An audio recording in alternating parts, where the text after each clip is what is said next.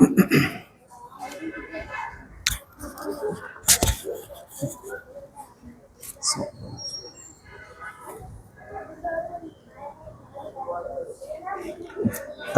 عليكم ورحمة الله وبركاته. حمدا لمن خلق الإنسان وعلمه البيان،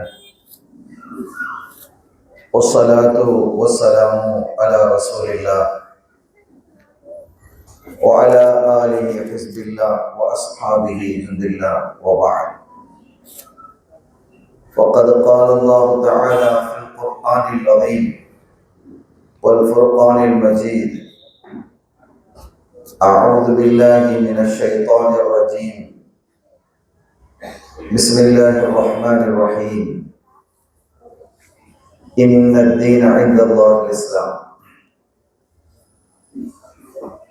சங்கைக்குரிய அல்லாஹ்வின் நல்லடியார்களே, எல்லாம் வல்ல அல்லாஹ்வின் பேரருளும் நபிகள் நாயகம் ஸல்லல்லாஹு அலைஹி வஸல்லம் அவர்களது நல்லாசியும் நம் அத்தனை பேர் மீதும் நிலவுமாக. அல்லாஹும் அவரது ரசூலும் எந்தெந்த காரியங்களை எடுத்து நடக்க வேண்டும் என்று நமக்கு கட்டளையிட்டுள்ளார்களோ அவை அனைத்தையும் எடுத்து நடக்கவும், எவைகளை தவிர்த்து நடக்க வேண்டும் என்று உத்தரவு பிறப்பித்துள்ளார்களோ அவை அனைத்தையும் தவிர்த்து நடக்கவும் ஆரம்பமாக எனக்கும் உங்களுக்கும் நான் வசியத்தை செய்து கொள்கிறேன். அல்லாஹ் தௌஃபீக் செய்வானாக. ஆமீன். மதீனா மஸ்ஜித் மற்றும் மிஃப்தாஹுல் ஜன்னா மகளிர் அரபிக் கல்லூரி திருப்பூர் இணைந்து நடத்தும் மீலாது ஷரீஃப் தொடர் சொற்பொழிவில் இன்றைய தினம் வாச நபிகளின் பாச வருகை என்ற தலைப்பின் கீழ் உரை அமைய இருக்கிறது இன்ஷா அல்லாஹ். அதாவது இந்த தலைப்பு என்பது ஸல்லல்லாஹு அலைஹி வஸல்லம் அவர்களினுடைய பிறப்பு. இதுதான், அதை நாம் இந்த தலையங்கத்தில் அமைத்திருக்கிறோம். நபிகள் ஸல்லல்லாஹு அலைஹி வஸல்லம் அவர்கள் ஆமுல் ஃபீல் யானை ஆண்டு ரபீஉல் அவ்வல் மாதம் 12 திங்கட்கிழமை அன்று ஏப்ரல் 20ஆம் தேதி அவர்கள் பிறந்தார்கள் என்று வரலாற்றில் பதிவாகி இருக்கிறது. இந்த ஆமுல் ஃபீல் என்றால் என்ன என்பதற்கான விளக்கம் நேரம் இருந்தால் இன்ஷா அல்லாஹ் நாம் சொல்லுவோம், இல்லையெனில் மற்ற செய்திகளை நாம் பேசுவோம். பொதுவாக ஒரு குறிப்பை மாத்திரம் இந்த ஆமுல் ஃபீல் சம்பந்தமாக நான் குறிப்பிடுகிறேன். அன்றைய காலத்தில் அரபுகளிடத்திலே ஒரு வழக்கு இருந்தது. இப்ப நாம 2025 கிபி அப்படின்னு சொல்றோம் இல்ல, அந்த மாதிரிலாம் அவங்க சொல்றது இல்லை. ஆமுல் ஃபீல் யானை ஆண்டு என்றால் இந்த அப்ரஹா என்ற ஒரு யமனின் அரசன் காபாவை உடைப்பதற்காக வந்தான், யானை படையோடு வந்தான். அப்படி ஒரு பிரம்மாண்டமான நிகழ்வு நடந்ததால் அதற்கு யானை ஆண்டு. அதற்கு அடுத்த வருஷத்தை என்ன சொல்வார்கள் என்றால் யானை ஆண்டு 2ஆம் ஆண்டு, யானை ஆண்டு 3ஆம் ஆண்டு, இப்படியே சொல்லிக்கிட்டே வருவாங்க. அதே மாதிரி ஒரு பிரதமா நிகழ்வு நடந்தால், ஒரு விபரீதமான நிகழ்வு நடந்தால், அல்லது பிரசித்தி பெற்ற ஒரு நிகழ்ச்சி நடந்தால் அந்த வருஷத்தை கொண்டு வந்துருவாங்க. அப்படி கொண்டு வந்து அந்த ஆண்டு முதலாவது 2001 ஆரம்பிக்கும். இது அரபுகளினுடைய வழக்கமாக இருந்தது. ஸல்லல்லாஹு அலைஹி வஸல்லம் காலத்திலும் அதுதான் வழக்கமாக இருந்தது. அபூபக்கர் சித்தீக் ரலியல்லாஹு தஆலா அவருடைய காலத்திலும் அதுதான் வழக்கமாக இருந்தது. உமர் ரலியல்லாஹு தஆலா அவருடைய ஆரம்ப காலத்தில் அப்படி இருந்தது. பின்னால் அது ஹிஜ்ரி ஆண்டாக மாற்றப்பட்டது. இப்ப இன்னைக்கு ஹிஜ்ரி 1447 நம்ம சொல்றோம் இல்லையா? அப்ப இது இடையில தான் இந்த ஹிஜ்ரி ஆண்டு ஆரம்பிக்கப்பட்டது. ஸல்லல்லாஹு அலைஹி வஸல்லம் அவர்களுடைய ஹிஜ்ரத்திலிருந்து இது துவங்குகிறது என்றாலும் கூட அது ஆரம்பத்துல இல்லை. ஏன்னா உமர் ரலியல்லாஹு தஆலா அவர்கள் கலீஃபாவாக இருக்கும்போது ஒரு கடிதம் எழுதினாங்க. கவர்னர்கள், நிறைய கவர்னர்கள் இருந்தாங்க. ஒரு கவர்னருக்கு எழுதும்போது, ஒரு செய்தி எழுதும்போது துல்ஹஜ் மாசம் அப்படின்னு எழுதினாங்க. அப்ப அந்த கவர்னருக்கு சந்தேகம் வந்துட்டு, எந்த துல்ஹஜ் மாசம், இப்ப முடிஞ்சதா அல்லது முந்தினதா, அதுக்கு முந்தினதா, எந்த துல்ஹஜ் அப்படின்றதும் அவங்களுக்கு ஒரு கன்ஃபியூஷன் ஆயிடுச்சு. எனவே ஒரு வருடத்தை நாம் துவக்க வேண்டும் என்று ஆலோசித்து அதில் பல கருத்துக்கள் பேசப்பட்டு, கருத்துக்களினுடைய முடிவில் செய்தனா அலி ரலியல்லாஹு தஆலா அவர்கள் சொன்ன கருத்தின் அடிப்படையில் ஹிஜ்ரத்தை அடிப்படையாக வைத்து ஹிஜ்ரி ஆண்டு ஆரம்பிக்கப்பட்டது. இதான் நடந்தது. ஆனா ஆமுல் ஃபீல் என்றால் அந்த காலத்திலே காபாவை உடைப்பதற்காக யமனின் அரசனாக இருந்த அப்ரஹா ஒரு பெரும் படையோடு யானையோடு வந்தால் கடைசியில் அதெல்லாம் அழிஞ்சு போயிடுச்சு. அல்லாஹ் அவனுடைய இல்லத்தை பாதுகாத்தான வைங்க. அதை விரித்து சொல்வதற்கு அது ஸல்லல்லாஹு அலைஹி வஸல்லம் அவருடைய பிறப்போடு சம்பந்தப்பட்டதுதான். அதே மாதிரி ஜம்சம் கிணறு தோண்டுவதும் ஸல்லல்லாஹு அலைஹி வஸல்லம் அவர்களுடைய பிறப்போடு சம்பந்தப்பட்டது. ஜம்சம் கிணறு என்பது இஸ்மாயில் அலைஹிஸ்ஸலாமுடைய காலத்திலேயே வந்துருச்சு, 5000 வருஷத்துக்கு முன்னாலேயே வந்துருச்சு அப்படின்னு நீங்க கேட்டீங்கன்னா அது அப்படித்தான். இடையில அந்த ஜம்சம் கிணறை மூடிட்டாங்க. அது ஒரு சண்டை நடந்த ஒரு விவகாரம். அதுவும் ஒரு பெரிய நீண்ட வரலாறு.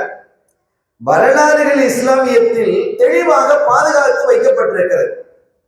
நீங்க இந்த மாதிரி வரலாறு எந்த சமயத்திலையும் பார்க்க முடியாது. அவ்வளவு தெளிவாக நம்முடைய மார்க்கம் வரலாற்றின் அடிப்படையிலே தெளிவாக பாதுகாக்கப்பட்டிருக்கிறது என்பதை இங்கே நான் குறிப்பிடுகிறேன். இப்ப நீங்க எவ்வளவு பெரிய தலைவராக இருந்தாலும் அவரை பற்றி வரலாறுகள் இருக்கும். சில சமயம் சில அறிஞர்கள் என்ன செய்வாங்க, சில தலைவர்கள் சுய வரலாறு, தங்களுடைய வரலாறு தாங்களே எழுதுவாங்க. அது ஒன்றும் தவறு இல்லை. நாங்கள் என்ன பண்ணி இருக்கிறோம் அப்படிங்கிறத குறிப்பிடுவாங்க. பெருமை இல்லாமல் இருந்தால் அது சரிதான். இதே மாதிரி மற்றவர்களை பற்றி எத்தனையோ தலைவர்கள் உலகத்துல வாழ்ந்திருக்கிறாங்க. முஸ்லிம் தலைவர்களாக இருக்கட்டும், முஸ்லிம் அல்லாத தலைவர்களாக இருக்கட்டும், அவர்களுடைய வரலாறுகள் எல்லாம் நிறைய நம்ம பார்க்கிறோம். ஆனால் ஸல்லல்லாஹு அலைஹி வஸல்லம் அவர்களுடைய வரலாறு மாதிரி வேறு யாருடைய வரலாறு எங்கேயும் பார்க்க முடியாது. பார்க்க முடியுமா? பார்க்கவே முடியாது. இது சவால் விட்டு சொல்ல முடியும். துல்லியமாக அவர்கள் பிறந்த நேரம் எது என்பது பதிவாகி இருக்கிறது. அவர்கள் வஃபாத்தாகிய நேரம் எது என்பது பதிவாகி இருக்கிறது. எத்தனை காலங்கள் வாழ்ந்தார்கள், மனைவிகள் எத்தனை, பிள்ளைகள் எத்தனை என்பதை எல்லாம் தாண்டி அவர்களுடைய தாடியிலும் தலையிலும் எத்தனை வெள்ளை முடிகள் இருந்தது என்பது பதிவாகி இருக்கிறது. ஆச்சரியம் இல்லையா? முடிகளை கூட எண்ணும் அளவிற்கு. நான் ஒரு தகவலை ஒரு உரையிலே கேட்டேன். ஒரு அறிஞர் பேசும்போது நான் கேட்டதுதான், சையதுனா இப்னு மஸ்ஊத் ரலியல்லாஹு தஆலா, அப்துல்லாஹ் இப்னு மஸ்ஊத் ரலியல்லாஹு தஆலா ஒரு அற்புதமான சஹாபி. ஸல்லல்லாஹு அலைஹி வஸல்லம் அவர்களினுடைய காதிமாக இருந்தவர்களில் முதன்மை பட்டியலில் அவங்க இருக்கிறாங்க. அனஸ் ரலியல்லாஹு தஆலா, அப்துல்லாஹ் இப்னு மஸ்ஊத் ரலியல்லாஹு தஆலா, 80 போன்ற ரபியாத்துல் அஸ்லமி, இப்படி முதன்மை பிலால் ரலியல்லாஹு தஆலா, இவரெல்லாம் முதன்மை காதிம்கள். இப்ப அப்படிப்பட்ட அப்துல்லாஹ் இப்னு மஸ்ஊத் ரலியல்லாஹு அவர்களை சில தோழர்கள் சந்திக்கிறாங்க. சந்திச்சு கேட்கிறாங்க, இப்னு மஸ்ஊத், நீங்க ஸல்லல்லாஹு அலைஹி வஸல்லம் அவர்கள் வீட்டில் இருந்து பள்ளிக்கு செல்லும் பொழுது ஏதோ ஒரு ஔராத ஓதுறீங்களே, ஏதோ ஒரு ஓதுதலை ஓதுறீங்களே, அது என்ன அப்படின்னு கேட்கிறாங்க. நீங்க உங்களுடைய வாய் முணுமுணுக்கிறத நாங்க பார்த்தோம், நீங்க என்ன ஓதுறீங்க அப்படின்னு கேட்கிறாங்க. நான் அப்படியே ஒன்றும் ஓதலையேங்கிறாங்க. இல்ல இல்ல, நீங்க ஓதுனீங்க, நாங்க பார்த்தோம். ஒரு நாள் இல்ல, 2 நாள் இல்ல, பல நாட்களாக நாங்க பார்த்திருக்கிறோம். இல்ல அப்படின்னா நான் ஒன்னும் ஓதலைங்கிறாங்க திரும்ப. அப்படின்னா நீங்க வாயை முணுமுணுத்துக்கிட்டே இருந்தீங்க, நாங்க பார்த்தோமே, அதனால எங்களுக்கு அதை சொல்லித்தாங்க, அல்லது உங்களுக்கு மட்டும் ஹுசூசியத்தாக சொந்தமாக ரசூலுல்லாஹ் சொல்லி தந்த விஷயமா? சில பேருக்கு சில விஷயங்களை ரசூல் ஸல்லல்லாஹு அலைஹி வஸல்லம் அவர்கள் சொந்தமா கொடுத்திருக்கிறார். அது ஹதீதுகளில் அது பதிவாகி இருக்கிறது. அது அவர்களுக்கு மட்டும் சொந்தமானது அப்படிங்கிறது நம்ம பார்க்கிறோம். அந்த அடிப்படையில் உங்களுக்கு ஏதாவது அப்படிலாம் ஒண்ணு இல்லை, நான் ஓத இல்லைன்னு சொல்றேன், நான் எதுவுமே ஓத இல்லை, நீங்கள் எப்படி சொல்றீங்க அப்படிங்கும் போது, இல்லை நாங்க பார்த்தோமே அப்படின்னு திருப்பி திருப்பி கேட்டதும் அவங்க சொன்னாங்க, நான் ஓத இல்லை, ரசூல் ஸல்லல்லாஹு அலைஹி வஸல்லம் ஓதுவதற்காக ஒன்று கற்றுத்தரல, அப்படி ஒண்ணு இல்லை. அவங்க வீட்டிலிருந்து பள்ளிக்கு போகும்போது எத்தனை எட்டுகள் எடுத்து வைக்கிறார்கள் என்று எண்ணினேன் என்கிறார்கள். கொஞ்சம் யோசித்து பாருங்கள். ஒரு ஒரு தலைவர் வீட்டிலிருந்து மஸ்ஜிதுக்கு செல்லும் பொழுது எத்தனை ஸ்டெப் வச்சு போறாங்க அப்படிங்கிற வரைக்கும் இந்த வரலாறிலே பதிவாகிறது என்றால், இந்த மாதிரி ஒரு வரலாறை நீங்கள் யாருக்காவது பார்க்க முடியுமா? யாருக்கும் பார்க்க முடியாது. அப்துல்லா இப்னு அம்ர் இப்னு ஆஸ் ரலியல்லாஹு தஆலா அவங்க ஸல்லல்லாஹு அலைஹி வஸல்லம் அவர்களுடைய வரலாற்றை ரசூலுல்லாஹ்வுடைய சபையில இருந்து எழுதுவாங்க. ஸல்லல்லாஹு அலைஹி வஸல்லம் சிரிச்சாங்க, ஸல்லல்லாஹு அலைஹி வஸல்லம் அழுதாங்க, ஸல்லல்லாஹு அலைஹி வஸல்லம் இப்படி பேசினாங்க, வந்தாங்க போனாங்க, எல்லாத்தையும் எழுதிக்கிட்டே இருப்பாங்க. ஒரு கட்டத்துல எல்லாத்தையும் எழுதின போது சில சஹாபிகள் வந்து கேட்டாங்க, அப்துல்லா, நீங்க ரசூலுல்லாஹை பற்றி அப்படி எழுதிட்டு வரீங்க, நல்ல விஷயம்தான், ஆனா எல்லாத்தையும் எழுதுறீங்களே அப்படிங்கும் போது என்ன எல்லாத்தையும் எழுதுனா என்ன அப்படின்னு கேட்கிறாங்க. அப்போ அவங்க சொல்றாங்க, ஸல்லல்லாஹு அலைஹி வஸல்லம் அவர்களுடைய வரலாறு எழுதுவது முக்கியமான விஷயம்தான், ஆனா அதே சமயத்துல சில பொழுது எப்போதாவது சில சமயம் கண்மணி ஸல்லல்லாஹு அலைஹி வஸல்லம் அவர்கள் கோபப்பட்டு பேசுறாங்களா இல்லையா? எப்பமாவது ஒரு தடவை கோபம் வரும். அப்ப நீங்க கோபப்பட்டு பேசுவதை நீங்கள் எழுதிட்டா, இப்ப நம்ம ஒரு கோபப்பட்டோம் வைங்களேன், கோபப்பட்டா என்ன சொல்லுவோம்? சரி, அது கோபத்துல பேசிட்டப்பா, கணக்கில் எடுக்காத சொல்றோமா இல்லையா? சட்டசபைகளே பேசப்படுது, கெசட்ல பதிவாகிறது, பதிவேட்டில் அவர் பேசக்கூடிய எம்எல்ஏக்கள் எது பேசினாலும் பதிவாகும். சில சமயம் பதிவேட்டிலிருந்து நீக்கப்படுகிறது, சட்டசபையில பார்லிமெண்டில் அந்த உரையை நீக்கப்படுகிறது, அந்த வார்த்தை நீக்கப்படுகிறது, அந்த வாக்கியம் நீக்கப்படுகிறது, அறிவிக்கிறாங்களா இல்லையா? எனவே அது கபூல் இல்லை. எதை நீக்குகிறோமோ அது கபூல் இல்லை, அங்கீகாரம் இல்லை. எனவே நீங்க ஸல்லல்லாஹு அலைஹி வஸல்லம் கோபமா பேசுறதை எழுதினால் அது எப்படி அது சரியா இருக்கும் அப்படின்ன உடனே ஆமா அப்படின்னு இவங்க கொஞ்சம் இவங்க கன்ஃபியூஸ் ஆயிட்டாங்க. எழுதிட்டாங்க. ஸல்லல்லாஹு அலைஹி வஸல்லம் அவர்கள் ஒரு கட்டத்துல கேட்கிறாங்க, அப்துல்லா இப்னு அம்ர் லாஸ்ட் என்ன திடீர்னு உட்கார்ந்து எழுதிக்கிட்டே இருக்கீங்களே, இப்ப எழுத காரணம் என்னன்னு கேட்கிறாங்க. யாரும் சொல்ல இப்படி ஒரு பிரச்சனை வந்தது, இப்படி கேட்டாங்க, எனக்கு அது ஒரு குழப்பத்தில் ஆரம்பிச்சிடுச்சு, நீங்க கோபத்துல சில சமயங்கள் பேசிருந்தீங்களா, அதையும் நான் எழுதுறேன், அப்படி எழுதிட்டா அது வந்து பின்னால பாக்குறதுக்கு எப்படி இருக்குமோ தெரியலையே அப்படின்னு சொல்லும் பொழுது உக்துப் ஸல்லல்லாஹு சொன்னாங்க, நீங்க எழுதுங்க, இதில் இருந்து சத்தியத்தை தவிர ஹக்கை தவிர வேறு எதுவும் வெளிவராது என்றாங்க ஸல்லல்லாஹு அலைஹி வஸல்லம். அவங்க கோபத்தில் பேசினாலும், பொருத்தத்தில் பேசினாலும், மகிழ்வில் பேசினாலும், கவலையில் பேசினாலும் பேசுவது வமா யன்திகு அனில் ஹவா இன் ஹுவ இல்லா வஹ்யுன் யூஹா, அது அல்லாஹ்வினுடைய வார்த்தைகள் தான். அது நீங்க எழுதுங்க, இதிலிருந்து வர்றது எல்லாமே அது சத்தியமாகத்தான் இருக்கும் என்றார்கள். இப்படி ஒரு அற்புதமான வரலாறு முழுமையானதாக வேறு யாரையும் எங்கேயாவது பார்க்க முடியுமா? அவர்கள் எப்படி ஆடை அணிந்திருந்தார்கள், அவர்களுடைய தலைமுடி எப்படி இருந்தது, நீங்க ஷமாயில் எடுத்து பாருங்களேன். யாராவது தலைப்புல பேசினாங்களான்னு தெரியல, அது கண்டிப்பா பேச வேண்டிய ஒரு தலைப்பு தான். ஷமாயில் ஸல்லல்லாஹு அலைஹி வஸல்லம் அவருடைய தோற்றம், அவங்க எப்படி இருந்தாங்க, அவங்கள் தொடர்பானது, அவங்களுடைய ஆடை எப்படி இருந்தது, அவங்களுடைய நகை, அவருடைய பாத அணிகள் எப்படி இருந்தது, தலைப்பாகை எப்படி இருந்தது, கண்ணுக்கு எப்படி சுருமா விட்டார்கள், நகங்களை எப்படி எங்கிருந்து வெட்டுவதற்கு துவக்கினார்கள். என்ன ஆச்சரியம் அது! நகத்தை வெட்டுறீங்க, எங்கது வெட்டினாலும் என்ன, அதுலயும் ஒரு டிசிப்ளின், ஒரு ஒழுங்கை கற்றுத்தந்தவர்கள் ஸல்லல்லாஹு அலைஹி வஸல்லம் அவர்கள். அப்படி அவர்களுடைய எல்லா வரலாறிலே பாதுகாத்து வைக்கப்பட்டிருக்கிறது. அவர்கள் சிரித்தது எந்த இடத்திலெல்லாம் வாய் விட்டு சிரித்தார்கள். எப்போதும் முத்தபஸ்ஸிம் ஸல்லல்லாஹு அலைஹி வஸல்லம் புன்முறுவல் பூத்தவர்களாக, ஸ்மைல் புன்முறுவல் பூத்தவர்களாகவே இருப்பார்கள். சில பொழுது வருது, அவருடைய கழைவாய் பற்கள் தெரியும் வரைக்கும் வாய் விட்டு சிரிச்சிருக்கிறாங்க. அப்படி வாய் விட்டு சிரித்தது எத்தனை முறை, எந்தெந்த இடத்தில், எப்போது, எல்லாம் பதிவாகுது. எப்படி எல்லாம் பார்க்க முடியுமா? ஒரு தலைவருக்கு எங்கெல்லாம் சிரிச்சான்னு சொல்ல முடியுமா? நீங்க இந்த கட்டத்துல அழுதாருங்கிறத பதிவாகி இருக்குமா? அல்லாஹ் தன்னுடைய ஹபீப் முஹம்மது ரசூலுல்லாஹி ஸல்லல்லாஹு அலைஹி வஸல்லம் அவர்களினுடைய அந்த வாழ்க்கையை, வரலாறை, வாக்கை, போக்கை அல்லாஹ் முற்றிலுமாக பாதுகாத்து வைத்திருக்கிறார். அந்த வகையில் இந்த ஆமுல் ஃபீல் யானை ஆண்டு அந்த பிரச்சனை நடந்த வருஷம் தான் ஸல்லல்லாஹு அலைஹி வஸல்லம் பிறக்கிறார். அதனால அவங்க பிறந்த ஆண்டு ஆமுல் ஃபீல் என்று அறியப்படுகிறது. சார், இப்போது நான் செய்திக்கு வருகிறேன். அப்துல் முத்தலிப் ஸல்லல்லாஹு அலைஹி வஸல்லம் அவருடைய பாட்டனார்.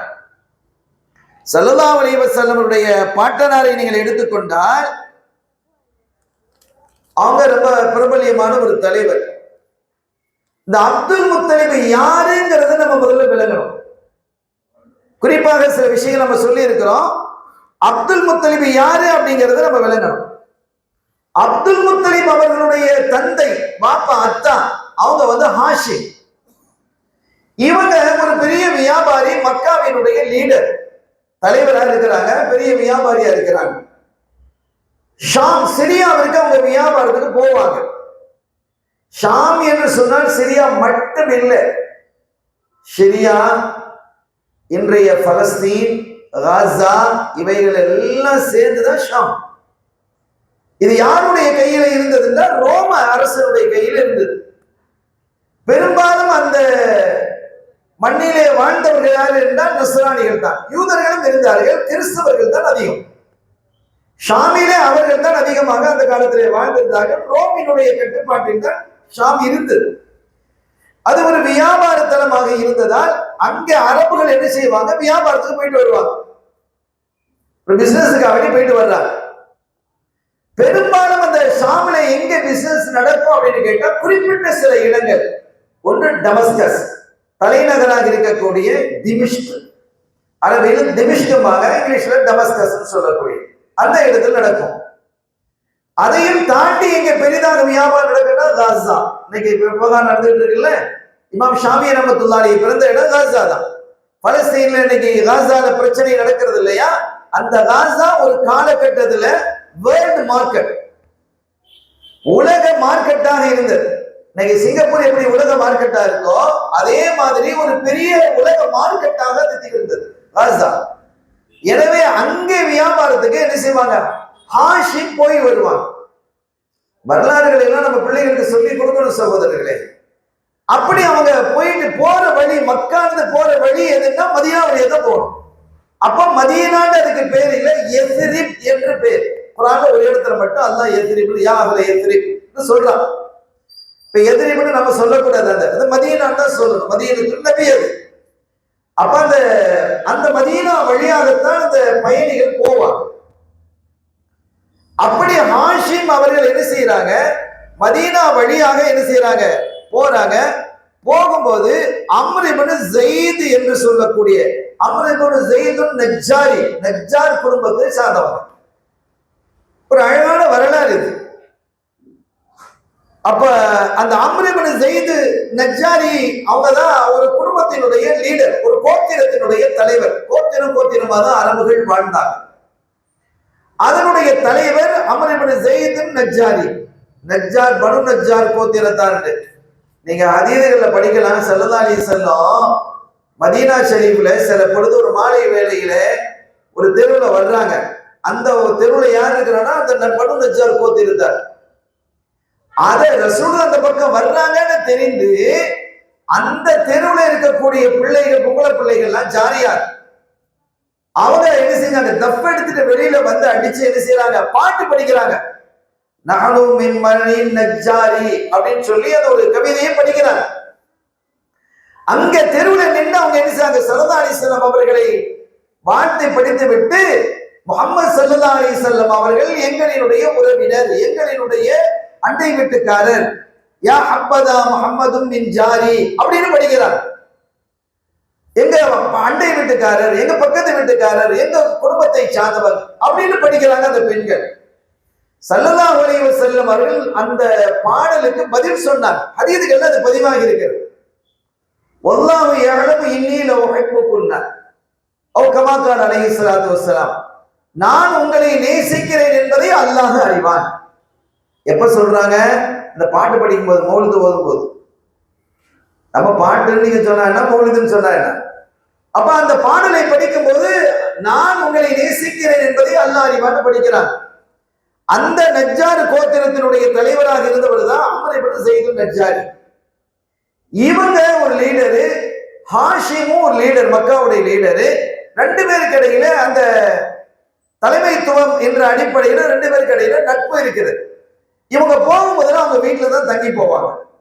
யாரு? அம்ர் இப்னு ஸைத் நஜாரி வீட்டுல தங்கிட்டு போறாங்க. அப்படி தங்கி போகும்போது அவங்களுடைய அந்த அம்ர் இப்னு ஸைதுடைய மகள் சலமா, இந்த சலமா அந்த பணிவிடைகள் செய்வாங்க. ஒரு அற்புதமான அழகான அறிவார்ந்த பெண். அப்ப ஹாஷிம் கேட்கிறாங்க அம்ர் இப்னு ஸைதுட்ட, உங்க மகளை நான் திருமணம் முடிக்க விரும்புறேன், எனக்கு நீங்க திருமணம் முடிச்சு தருவீங்களா? விருப்பம் இல்லைன்னா சத்தியம் முடிஞ்சது, அதனால நம்மளுடைய உறவு பாதிக்காது. ஒரு விஷயத்தை கேட்ட ஒரு ஆள்கிட்ட தரமாட்டேன்னு சொன்னா உறவையை முடிச்சுக்கிறாங்களா இல்லையா? இது எவ்வளவு முட்டாள்தனமானது, இஸ்லாத்துக்கு விரோதமானது. அந்த விஷயத்துல அதுல உடன்பாடு இல்லைங்கிறத முடிச்சுக்கிறதே தவிர அதையே தூக்கிக்கிட்டு பள்ளிவாசல் ஜமாத்தினுடைய கூட்டம் வரைக்கும் விவகாரம் பேசிக்கிட்டு இருக்க கூடாது. நம்ம மக்களுடைய தன்மை அப்படி அல்லவா இருக்கிறது. இந்த உரைகளின் மூலமாக நம்முடைய வாழ்க்கையை, நம்முடைய வாக்கை, நம்முடைய போக்கை பரிசுத்தப்படுத்தணும். நமக்கும் ஒருவருக்கு இடையில பிரச்சனை. இப்ப நிர்வாகத்துல ஒரு பள்ளிவாசல் அல்லது சங்கம், ஒரு அமைப்பு, ஏதோ ஒண்ணு, அதுல ஒண்ணு என்ன செய்யறாங்க, நிர்வாகிகள் தேர்ந்தெடுக்கிறாங்க. இவரை எனக்கு பிடிக்காது அப்படிங்கிறதுக்காக அவரை வரவிடாம ஆக்கிறதுக்கு நான் செய்யறதா இருந்தால் அது ஒரு பெரிய துரோகம். இஸ்லாம் அதை வன்மையாக கண்டிக்கிறது. உனக்கு அவருக்கு இடையில உள்ள பிரச்சனையை இன்னொரு சப்ஜெக்ட்ல கொண்டு வந்து வைக்காது. இது இதோட நிறுத்து, அது வேற, அதுல சேர்ந்து பணியாச்சு. எவ்வளவு அழகான வாழ்க்கையை சொல்லி தருகிறது. இப்ப ஹாஷிம் சொல்றாங்க அவர்கிட்ட, உங்க பிள்ளைய, உங்க மகளை நான் கல்யாணம் பண்ணிக்கணும்னு நான் விரும்புறேன், உங்களுக்கு விருப்பம் இருந்தா நீங்க தாங்க, இல்லைன்னா பரவாயில்ல, நம்ம எப்போது போல இருந்துக்கிறோம் அப்படின்ட்டாங்க. அவங்க சொன்னாங்க, எனக்கு நீங்க எவ்வளவு பெரிய லீடரு, எவ்வளவு பெரிய விஷயம், உங்களுக்கு என் பிள்ளையை தர்றதுக்கு எனக்கு எந்த விதத்திலையும் ஆட்சேபனை இல்லை அப்படின்னு சொல்லி நான் கல்யாணம் முடிச்சு தரேன்னு ஒத்துக்கிட்டாங்க பையனை போற நேரத்துல. அப்ப நான் என்ன செய்யறேன், நான் போயிட்டு வரும்பொழுது நான் கல்யாணத்தை முடிச்சுக்கிறேன் அப்படின்ட்டு இவங்க என்ன செய்யறாங்க, ராசாக்கு போயிட்டாங்க. ராசாக்கு போயிட்டு வந்து கல்யாணம் முடிக்கிறாங்க. திருமணம் முடிந்ததற்கு பிறகு அவங்களே அழைச்சிக்கிட்டு, ஆனா அந்த அம்ர் இப்னு ஸைத் ஒரு நிபந்தனை விதித்தார். என் பிள்ளைய நான் அவங்களை கல்யாணம் முடிச்சு தர்றேன், ஒரு நீங்க மக்காவாசியா இருக்கிறீங்க, நாங்க மதீனா எதிரிவாசி மதீனாவாசியா இருக்கிறேன், அதனால நீங்க எப்பமாவது போனா கூட்டு போனா ஒரு தடவை கொண்டு போயிட்டு போங்க, அதை பத்தி வாடான்னு சொல்லல, ஆனா என் பிள்ளை என்னோடதான் இருக்கிறோம். ஒருவேளை குழந்தை உண்டானால் அப்போ அந்த பிரசவம் என் வீட்டுல தான் நடக்கும், அவருடைய தாய் வீட்டுல தான் நடக்கணும், என் வீட்டுல தான் அந்த பிரசவம் நடக்கணும், என் பிள்ளை என்னோட தான் இருக்கணும், என் குடும்பத்துல இருக்கணும், அதுக்கு நீங்க ஒத்துக்கிறீங்களா? நான் ஒத்துக்கிறேன்டா. இப்ப கல்யாணம் முடிஞ்சது. கல்யாணம் முடிந்த அவர்கள் அவங்க தன்னுடைய மனைவி சலமாவை அழைத்துக் கொண்டு அவங்க என்ன செய்யறாங்க, மக்காவுக்கு வர்றாங்க. மக்காவுக்கு வந்த போது குழந்தை உண்டாயிட்டாங்க, மக்காவை வச்சு குழந்தை உண்டாயிட்டாங்க. இப்ப திருப்பி பயணம் மேற்கொள்றாங்க. நிபந்தனை என்ன, நீங்க என் மகனை என்னோட வச்சிருக்கணும், கொஞ்ச நாளைக்கு நீங்க அவங்க ஊருக்கு கூட்டிட்டு போறதுல எனக்கு ஆட்சேபனை இல்லை, அது குறிப்பாக குழந்தை பெறக்கூடிய குழந்தை உண்டான காலத்துல எங்க வீட்டுல இருக்கு நிபந்தனை போட்டாங்களா. இப்ப அந்த நிபந்தனையோட அடிப்படையில ஹாஷிம் அவர்கள் தன்னுடைய மனைவி சலமாவை அழைத்துக் கொண்டு அம்ர் இப்னு ஸைதுடைய வீட்டுல விட்டுட்டு அவங்க நேரம் என்ன செஞ்சுட்டாங்க, பயணம் போயிட்டாங்க. எங்க சரி ஷாமுக்கு போயிட்டாங்க, ராசாக்கு வந்துட்டாங்க. வந்தா அந்த இடத்துல அவங்க சோமில்லாமாகி ஒஃபாத் ஆயிட்டாங்க. ஸல்லல்லாஹு அலைஹி வஸல்லம் பாட்டாளர் ஹாஷிம் எங்க அடங்கி இருக்கிறாங்க, ராசால தான் அடங்கி இருக்கிறாங்க. இந்த செய்திகள் விளங்கிக்கிட்டது, ராசால அடங்கிக்கிறாங்க. ஆனா இவங்களுக்கு அது பின்னால லேட்டா தான் இந்த செய்தி தெரியுது. அதற்கு பிறகு இங்க சலமா ஒரு ஆண் குழந்தையை பெற்றெடுக்கிறாங்க. பெற்றெடுத்து அதுக்கு ஷைபா அப்படின்னு பேர் வைக்கிறாங்க. நான் சொல்ற வரலாறு நீங்க கவனமாக கேட்டுவாங்க, நான் நிதானமாக ஓரளவு பேசுகிறேன், அப்படியான உங்களுக்கு அது புரியும். ஷைபான்னு தன்னுடைய பிள்ளைக்கு பேர் வச்சாங்க. இதே ஹாஷிம் அவர்கள் மக்கால 2-3 கல்யாணம் முடிச்சிருக்கிறாங்க. நிறைய கல்யாணம் முடிப்பாங்க அரபுகள், இன்னைக்கு அப்படித்தானே பாக்குறமா இல்லையா? அப்ப திருமணம் முடித்து அங்க நிறைய பிள்ளைகள் இருக்குது. ஹாஷிமுக்கு நிறைய பிள்ளைகள் இருக்கிறது, 10 பிள்ளைகள் இருக்கிறாங்க, ஆம்பளை பிள்ளைகள் மட்டும். பொம்பளை பிள்ளைகள் 6 பொம்பளை பிள்ளைகள் இருக்கிறாங்க. அப்படி இல்ல இப்படி நிறைய பிள்ளைகள் என்ன செய்ய பெற்றிருக்கிறாங்க. அருமையான பெருமக்களே, இப்ப இவங்க ஷைபான்னு பேர் வச்சாங்க. அதற்கு பிறகுதான் இந்த செய்தி ஹாஷிம் அவங்க வஃபாத் ஆயிட்டாங்க அப்படிங்கிற தகவல் இவங்களுக்கு சேருது. மக்காவுக்கும் மதீனாவுக்கும் வந்து லேட்டா வந்து சேர்ந்து வியாபாரம். அன்னைக்கு வந்து கம்யூனிகேஷன் அப்படி குயிக்காக இல்லையே. யாராவது வந்தா சொன்னாதான் போனவங்க திரும்பி வருவது அப்படி சொல்லிட்டு மதீனாலையும் சொல்லிட்டு மக்காலையும் சொல்லிட்டாங்க. இப்ப மக்காவிலே ஒரு லீடர் தேவையா இல்லையா? மக்காவுக்கு சரியான லீடர் இல்லை. மூத்த மகனார் ஹாஷிமுடைய மூத்த மகனை யார் இருக்கிறா? ஹாரித் இருக்கிறாங்க. இப்படி ஒரு மகன் இருக்கிறார். இப்படி இருந்தாலும் கூட ஹாஷிம் அளவிற்கு அந்த மக்காவினுடைய பிரச்சனைகள் ஏற்பட்டால் தீர்த்து வைப்பது, காபாவை பராமரிப்பது, பொறுப்பேற்று நடத்துவது, ஹாஜிகள் வந்தால் அந்த காலத்திலேயே ஹஜ் இருந்தது, அந்த காலத்திலேயே உம்ரா இருந்தது. ஆனால் அது வேற ஸ்டைல்ல இருந்தது. ஸல்லல்லாஹு வந்து மாற்றி அமைச்சாங்க. அப்ப அந்த ஹஜ்ஜுக்காக உம்ராவுக்காக வரக்கூடிய மக்களை கண்காணிப்பது, அவர்களுக்காக உணவு தண்ணீர் கொடுப்பது என்பது போன்ற நிறைய விஷயங்கள் இருக்குது. இதே மாதிரி இந்த சூக்கு உட்காது என்ற மக்காவிலே ஒரு 3 மாச சந்தை நடக்கும். நம்ம ஊர்ல எல்லாம் இந்த வார சந்தைன்னு ஒண்ணு வைப்பாங்களா இல்லையா? ஒரு வாரத்துல எங்கேயோ ஒரு சந்தை நடக்கும். எங்க ஊர் பார்த்து திங்கள் சந்தைன்னு ஒரு சந்தை இருக்கு. ஊர் பேரு திங்கள் சந்தை தான். திங்கக்கிழமை அன்னைக்கு சந்தை நடக்கும் கன்னியாகுமரி மாவட்டத்துல. இப்ப இதே மாதிரி 3 மாச சந்தை நடத்துவாங்க. யார்? இந்த அரபுகள். அந்த சந்தை சூக்கு உகாத் அப்படின்னு அதுக்கு பேர். அந்த சந்தையை நடத்தி அதிலிருந்து வரக்கூடிய ப்ராஃபிட் லாபத்துல நிறைய பெரிய பிசினஸ் பண்ணுவாங்க. குறைஷிகள் வியாபாரத்தில் ரொம்ப கெட்டிக்காரங்க, ரொம்ப திறமை வாழ்ந்தவர்கள், ரொம்ப டெக்னிக்கலா. இன்னைக்கு இந்த பிசினஸ்ல எத்தனையோ டெக்னிக்கல்ல அவங்க கத்து தந்ததுதான். உதாரணத்துக்கு ஒன்று சொல்றேன், நீங்க பாருங்க. இப்போ ஒரு எக்ஸிபிஷன் போடலாம், புக்ஸ் எக்ஸிபிஷன், புத்தக கண்காட்சி அப்படின்னு போட்டா அதை போய் யார் பார்ப்பாங்க? புத்தகம் படிக்கக்கூடியவங்க, அதுல ஆர்வம் உள்ளவங்க, வரலாறுகளை தெரிஞ்சு கொள்ளணும், தத்துவார்த்த விஷயங்களை புரிஞ்சுக்கிடணும் அப்படிங்கிறத போவாங்க. இந்த மாதிரி பிள்ளைகள் போகுமா? போகாது. பெருசா படிக்கிறதுல புக்கு படிக்கிறதுல ஆர்வம் இல்லாதவர்கள் போவாங்களா? போக மாட்டாங்க. இப்ப அவங்கள வர வைக்கிறதுக்கு என்ன வழி? ஸ்டால், வேறு ஸ்டால் போடுவாங்க. ஸ்வீட் ஸ்டால், ராட்டை, பம்பரம் ஓட்டுறது, அந்த ஓட்டுறது, கார் ஓட்டுறது, இந்த விளையாட்டு சாமான்கள் குழந்தைகளுக்கான நிறைய செஞ்சு வச்சிருவாங்க. அப்ப அங்க போறவங்க அவங்களுடைய கண்கள்ல என்ன செய்யும்? அந்த புக்குகள் படும். சரி, போன வரைக்கும் நம்ம பிள்ளைக்கு இந்த புக்கை வாங்குவேன், அதை வாங்குவேன் அப்படின்னு. இது ஒரு பிசினஸ் டெக்னிக்கல். இதை யாரு முதலாவது இந்த உலகத்தில் அறிமுகப்படுத்துறான்னு சொன்னா குறைஷிகள் தான்.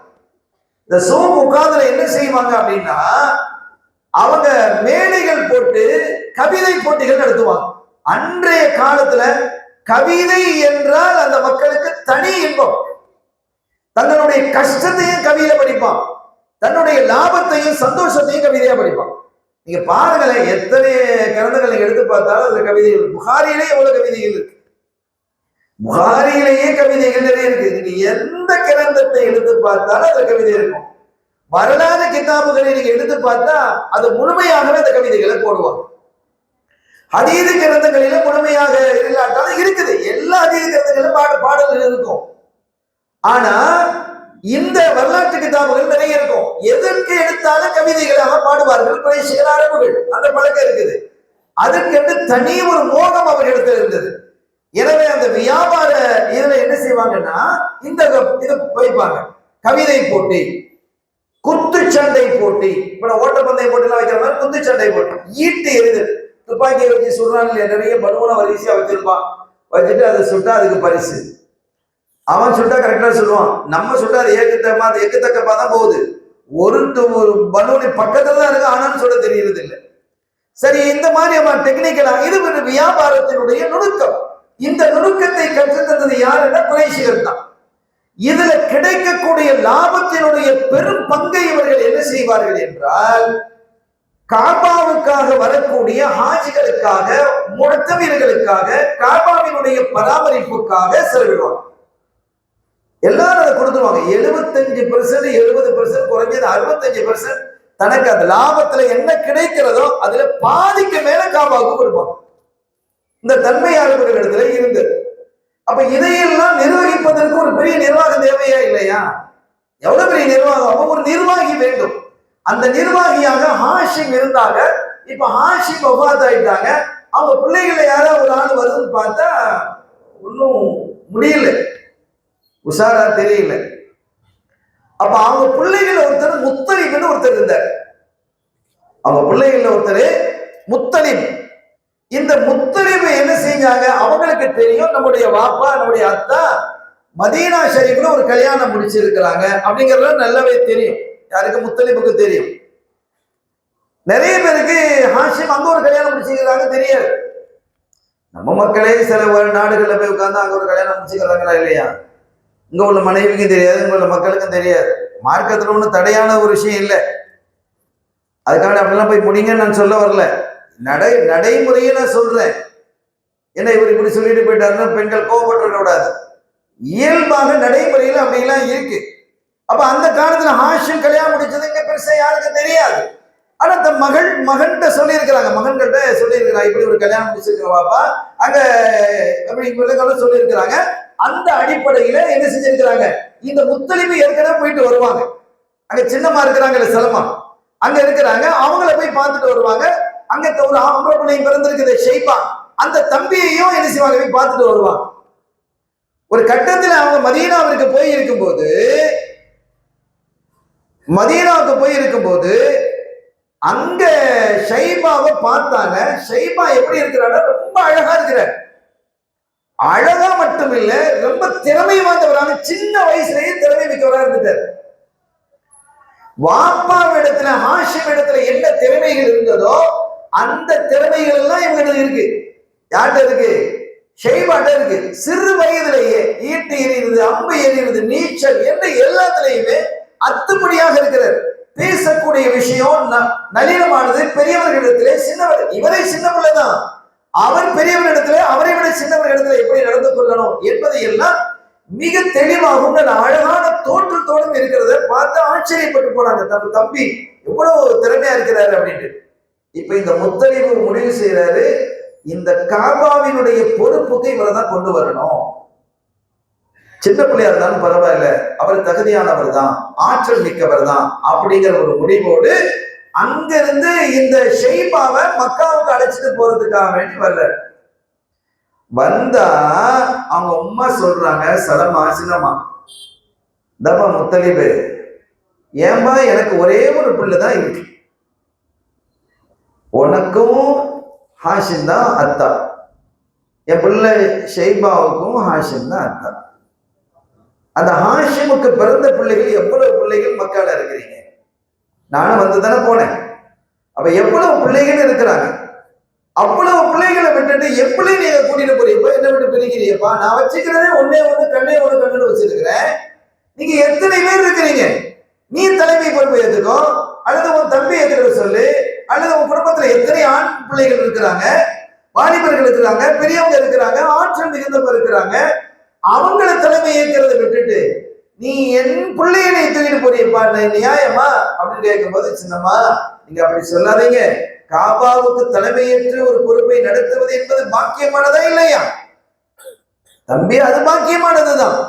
ஆனா என் பிள்ளை நான் ஒண்ணுதானே வச்சிருக்கிறேன், அதை நீ கூட்டிட்டு போனா எப்படி, அப்ப நீங்களும் வந்துருங்க அப்படின்னு. இல்ல நான் இதை விட்டுட்டு வர முடியாது அப்படின்னு 2-3 நாளா அவங்களுக்கு சின்னம்மாவுக்கும் மகனுக்கு இடையில கடுமையான வாக்குவாதங்கள், பேச்சுவார்த்தைகள்லாம் நடந்து வேற வழி இல்லாம கடைசியில மகனை அனுப்புறதுக்கு ஒத்துக்கிட்டாங்க, ஷைபாவை அனுப்புறதுக்கு ஒத்துக்கிட்டாங்க. இப்ப அந்த ஷைபாவை அழைத்து கொண்டு முத்தலிபு வர்றாங்க. ஒட்டகத்துல வந்து மக்காவுக்குள்ள நுழையிறாங்க, என்ட்ரு ஆகுறாங்க. ஒட்டகத்தை இவங்க ஓட்டிட்டு வர்றாங்க. யாரு? முத்தலிபு, ஹாஷிமுடைய மகனார். பின்னால யார் இருக்கிறாங்க? ஷைபா இருக்கிறாங்க. ஹாஷிமுடைய இளைய மகனார் பின்னால இருக்கிறாங்க, ஷைபா இருக்கிறாங்க. முதல் முறையாக அந்த பிள்ளையை எல்லாரும் பார்க்கிறாங்க. முதல் முறையாக ஃபர்ஸ்ட் டைம் ஆக அந்த பிள்ளையை எல்லாரும் பார்க்கிறாங்க. அப்படி பார்க்கும்போது இது யாரு யாரு யாருன்னு கேட்கும்போது எல்லாரும் சொன்னாங்க, ஒருத்தர் அவரா அவுத்து விட்டுட்டாரு. என்ன சொன்னாரு? இவர் வந்து முத்தலிபுடைய அடிமை அப்படின்னு சொல்லிட்டாங்க. ஏதாவது ஒரு சந்தையில வாங்கி, அந்த காலத்துல அடிமைகளை சந்தையில போய் வாங்குறது இருக்கா இல்லையா, இது முத்தலிபுடைய அடிமை அப்படின்னு சொன்னதுனால அப்துல் முத்தலிப், முத்தலிபுடைய அடிமை என்று ஷைபாத அசல் பேர் அப்துல் முத்தலிப் என்று ரசூலுல்லாஹ்வுடைய பாட்டனாருக்கு பேர் வந்துச்சு. இதுதான் நடந்தது. கண்ணியத்திற்குரிய பெருமக்களே, இந்த அப்துல் முத்தலிபுக்கு தான், நான் அதுவும் சொன்ன ஹாஷிமுக்கு அல்ல, அப்துல் முத்தலிபுக்கு தான் 16 பிள்ளைகள் இருந்தது. அப்துல் முத்தலிபுக்கு 10 ஆண் குழந்தைகளும் 6 பெண் குழந்தைகளும் இருந்தது. இந்த பெயர்கள் எல்லாம் வரலாற்றிலே தெளிவாக என்ன செய்யுது, அது யார் யார் அப்படின்ட்டு. ஹாரிது, ஜுபைரு, ஹம்சா ரலியல்லாஹு தஆலா இவங்கெல்லாம் சஹாபியா இருந்தாங்க. அதே மாதிரி அப்துல்லா ஸல்லல்லாஹு அலைஹி வஸல்லம் தந்தையார் அபூ தாலிபு, அபூ லஹப், முகவ்விம், அஜ்ல், ஃபீதா என்று சொல்லக்கூடிய இன்னும் 10 பேர் இருந்தாங்க. அதே மாதிரி பர்ரா, உமைமா, சஃபியா, ஆத்திகா, உம்மா உம்மு ஹக்கீம், அர்வா என்று 6 பெண்கள். இப்படி 16 பிள்ளைகள் அப்துல் முத்தலிபுக்கு இருக்கிறாங்க. 16 ஷைபா என்று சொல்லக்கூடிய அப்துல் முத்தலிப் 16 பிள்ளைகளை பெற்றெடுக்கிறாங்க. இதுல ஒரு கட்டத்துல அப்துல் முத்தலிபும் தலைமை ஏற்றுட்டாங்க. தலைமை ஏற்று பெரிய வயசாயிடுச்சு. அவங்க காபாவுக்கு வந்தேன்னு சொன்னா ஹிஜ்ரி இஸ்மாயில் இருக்குல்ல, இப்ப நீங்க பாக்குறாங்க இல்லையா, ஹிஜ்ரி இஸ்மாயில் காபாவுக்கு முன்னால ஒரு லாட மாதிரி இருக்கும். அதுலதான் அவங்களுக்கு ஒரு பெரிய விரிப்பு விரிச்சிருப்பாங்க. அதுலதான் உட்காருவாங்க. அதுல யாருமே உட்கார மாட்டாங்க. அவங்க அதுல சில சமயங்கள் படுத்து கிடப்பாங்க. அப்படி படுத்து கிடக்கும் போது ஒரு நாள் ஒரு கனவு வருது. அந்த கனவுல இஹ்ஃபர் பர்ரா, பர்ராவை தோண்டு. அதை ரெண்ட என்னடா பர்ரானா என்ன அப்படின்னு உங்களுக்கு தெரியல. அதுக்கப்புறம் இன்னொரு நாள் கனவுல வந்து இன்னொரு வார்த்தையை சொல்லுது, தோண்டு அப்படிங்குது. 3ஆவது நாள் வந்து இஹ்ஃபர் ஜம்சம், ஜம்சமை தோண்டு. ஜம்சம் கிணறு அந்த பக்கத்துல இருக்கு. அந்த கிணறு மூடியாச்சு.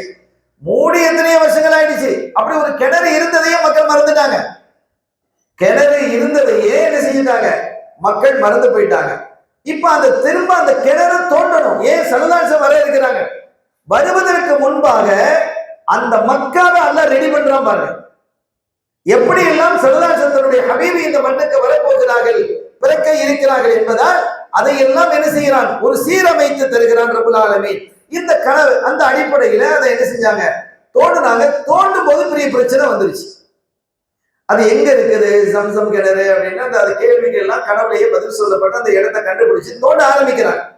தோண்ட ஆரம்பிக்கும் போது பலரும் வந்து பிரச்சனை பண்ணாங்க. ஏன் தெரியுமா, அந்த ஜம்சம் கிணத்துக்குள்ள அந்த வரலாற்றுல பழைய ஆட்கள் இருப்பாங்களே, அந்த அரசன் அந்த ஜம்சம் கிணத்தை மூடும் போது அதுல தங்கத்தையும் போட்டு மூடினா அப்படின்னு செய்தி இருக்கு.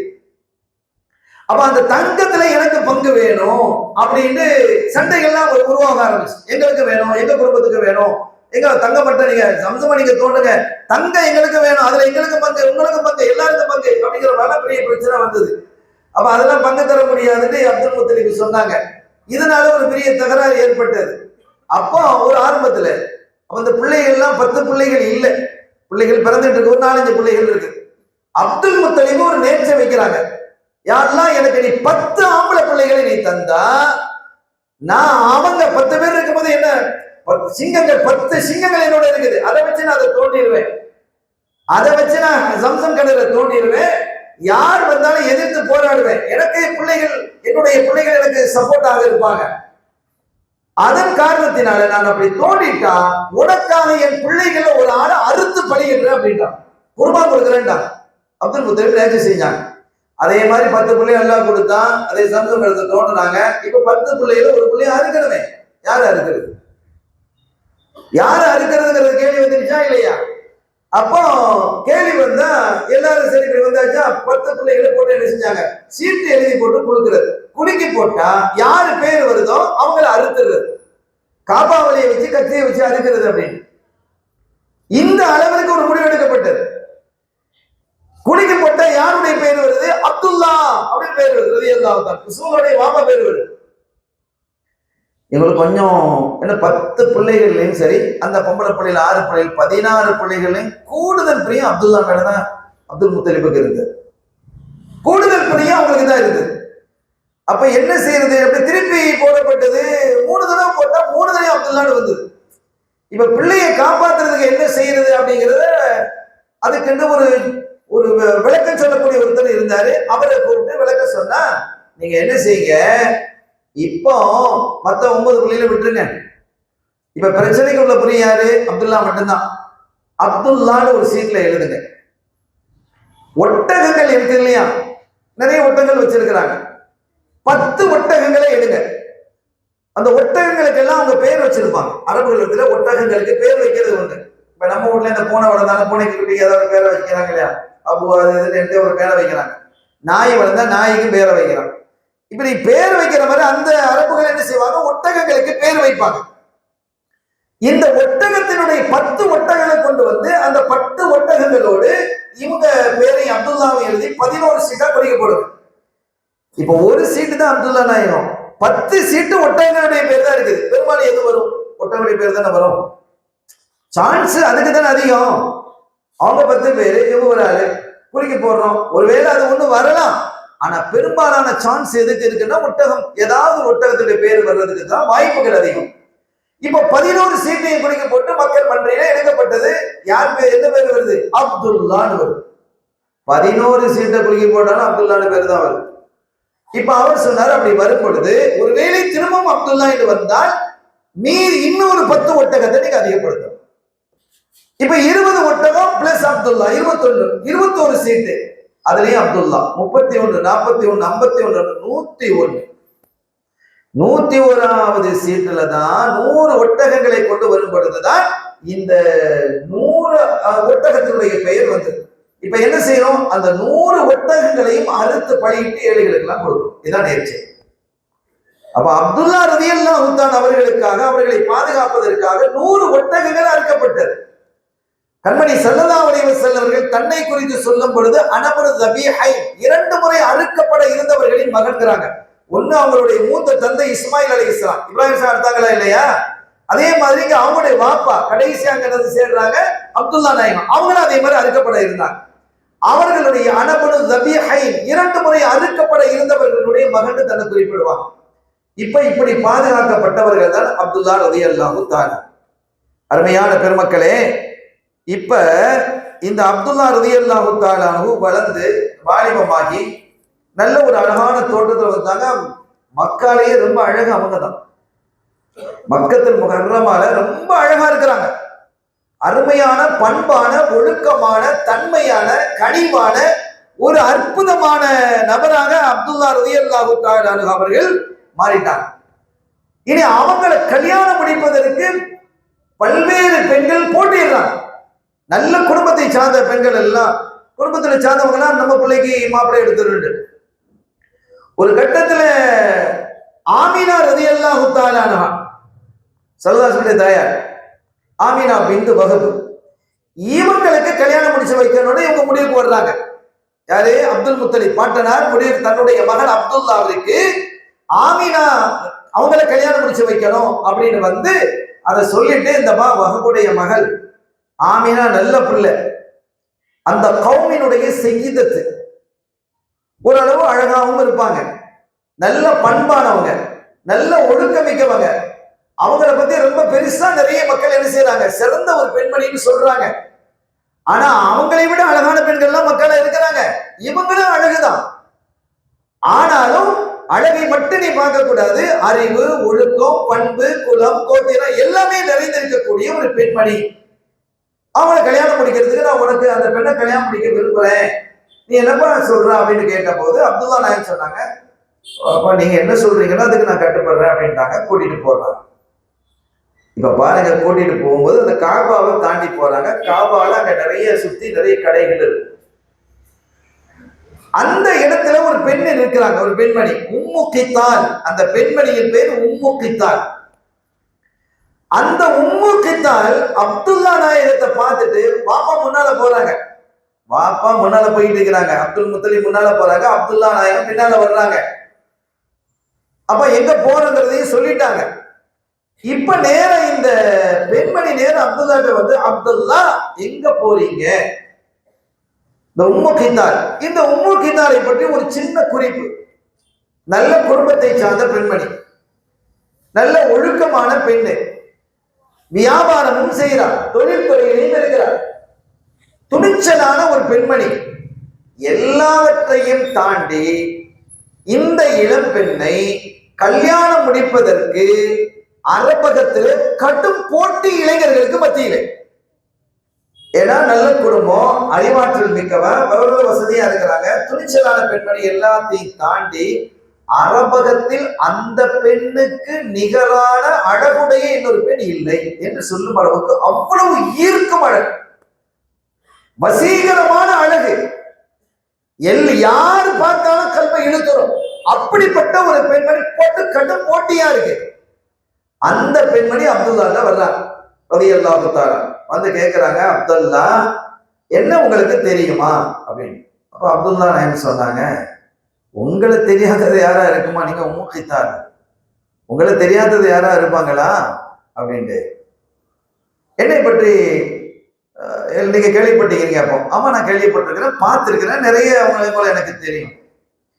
என்ன கல்யாணம் முடிக்கிறதுக்கு நிறைய இளைஞர்கள் விரும்புறாங்க அப்படிங்கிறது உங்களுக்கு தெரியுமா? தெரியும். நிறைய போட்டி இருக்குங்கிறது எனக்கு தெரியும். ஆனா அவங்களையெல்லாம் நான் விரும்பல, அவங்களையெல்லாம் நான் விரும்பல. எனக்கு நீங்க கணவனா வரணும். என்ன கல்யாணம் முடிச்சுக்கிறீங்களா? அந்த பெண் தைரியமா கேட்கிறாங்க, என்ன நீங்க கல்யாணம் முடிச்சுக்கிறீங்களா அப்படின்னு கேட்கிறாங்க. அப்ப அப்துல்லா நாயகம் ரலியல்லாஹு தஆலா சொன்னதை நம்ம தெளிவா விளங்கணும். நம் தாய்மார்கள், நம்முடைய சகோதரிகள் குறிப்பாக நீங்க விளங்கணும். என்ன சொல்றாங்க பாருங்க. கால அன மா அபி, நான் என் தந்தையோடு போய்கிட்டு இருக்கிறேன், நான் என் தந்தையோடு நான் வாழ்றேன். ஒலா அஸ்தத்தியு ஹிலாஃபஹு, நான் அவர்களுக்கு ஒலா ஃபிராத்தஹு, அவர்களை விட்டு பிரிவதையோ அவர்களுடைய கூற்றுக்கு மாற்றம் செய்வதையோ நான் விரும்பவில்லை. எங்க வாப்பா எங்க அத்தா என் விஷயத்தில் என்ன முடிவு செய்கிறார்களோ அதையே நான் கபூல் செய்கிறேன். யார் சொல்றா? அப்துல்லா நாயகம் சொல்றாங்க. ஒரு ஆம்பளையே இதை சொல்லும் பொழுது ஒரு பெண்மணி எப்படி இருக்கணும்? இப்ப அந்த இன்றைய காலத்துல என்ன, ஒரு பொம்பளை தனக்கான மாப்பிளையை அவன் தேர்வு செய்யறான். இது சரியா பிழை? நீ தேர்வு செய்யறது எந்த அடிப்படையில தேர்வு செய்வான்? இன்னைக்கு நடக்கிற காலத்துல நம்ம சமுதாயம் எப்படி இருக்கு, நிறைய இடங்கள்ல பிரச்சனைகள் வருது. அதனால சொல்றேன், நீ எந்த அடிப்படையிலே உன்னுடைய கணவன், இவன் தான் எனக்கு கணவன் என்று 22 வயசுல 23 வயசுல 23 வருஷமாக உனக்கு உணவு தந்து, உடை தந்து, உன்னை பாதுகாத்து, உனக்கு கல்வி தந்து, எளிமை தந்து, எல்லா நோய்களுக்கும் மருத்துவம் செய்து உன்னை பாதுகாத்து இந்த அளவுக்கு வளர்த்து கொண்டு வந்து விட்டிருக்கக்கூடிய தந்தைக்கு எதிராக, தாய்க்கு எதிராக தூக்கி எல்லாத்தையும் வீசிட்டு எவனோ ஒருத்த வேணும்னு நீ போறது எந்த விதத்துல நியாயம் சகோதரர்களே? இது என்ன நியாயம் இருக்கிறது? அப்ப எங்களுக்கு உரிமை இல்லையா அப்படின்னு ஒரு கேள்வி அவங்க கிளப்புறாங்க. கேட்கறதுக்கு நல்லா இருக்கு, உரிமை இல்லையான்னு அந்த கேள்வி அழகா இருக்குது. நீங்க நல்லா புரிஞ்சுக்கிடணும். ஒரு தந்தை தன் பெற்ற பிள்ளைக்கு தப்பான ஒரு மாப்பிள்ளையை தேர்ந்து செய்வானா? அவன் குடும்பம் என்ன, அவன் யாரோட பழகுறான், அவன் வச்ச பிள்ளைய பாதுகாப்பானா, அப்படி செய்வானா, இப்படி செய்வானா, கண்கலங்காம பாதுகாத்துக்கிடுவானா, பாப்பானா இல்லையா? பார்க்கணும். பார்க்கலன்னா அவன் மேல தவிர அது வேற விஷயம். எனவே இதெல்லாம் பார்த்து தானே தன்னுடைய பிள்ளைக்கு அவர் தேர்வு செய்வாரு. அதை விட்டுட்டு நீ பார்த்த கண்டதும் காதல்ங்கிற மாதிரி கண்டவனோட நீ நான் போயிடுவேன், எல்லாத்தையும் தூக்கி போட, உறவு வேணாம், ஒட்டு வேணாம், தந்தையும் வேணாம், தாயும் வேணான்னு ஓடுறதுங்கிறது எந்த விதத்தில் நியாயமானது? இப்ப அப்துல்லா ரலியல்லாஹு தஆலா சொல்றாங்க, லா அஸ்தத்தியு ஹிலாஃபஹு, அவர்களுக்கு மாற்றமாக நடப்பதற்கு என்னால் முடியாது. என் தந்தை எனக்காக எதை முடிவு செய்கிறார்களோ அதுதான் எனக்கு விருப்பம்.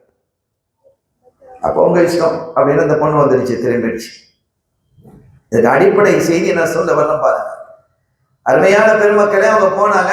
அதுக்கப்புறம் கல்யாணம் முடிஞ்சது. ஆமீனா நாயகம் ரலியல்லாஹு தஆலா கல்யாணம் முடிஞ்சு சில நாட்களுக்கு பிறகு திருப்பி அந்த பக்கமா வரும்போது திருப்பி இன்னொரு முறை அந்த உம்மு கித்தாலை சந்திக்கிறாங்க, அந்த பெண்ணை சந்திக்கிறாங்க. இவங்களுக்கு கல்யாணம் நடந்தது கொண்டதெல்லாம் அந்த பெண்ணுக்கு ஒன்றும் தெரியாது. அந்த உம்மு கித்தாலுக்கு அப்துல்லா ரலியல்லாஹு தஆலா அவர்களுக்கு கல்யாணம் நடந்துச்சுங்கிறதெல்லாம் தெரியாது. அவங்க உட்கார்ந்து இருக்கிறாங்க. இதுதான் செய்தி. இப்ப இவங்க போகும்போது அந்த உம்மு கித்தால் இவங்களை பார்க்கறாங்க, ஆனா கண்டுகிடையில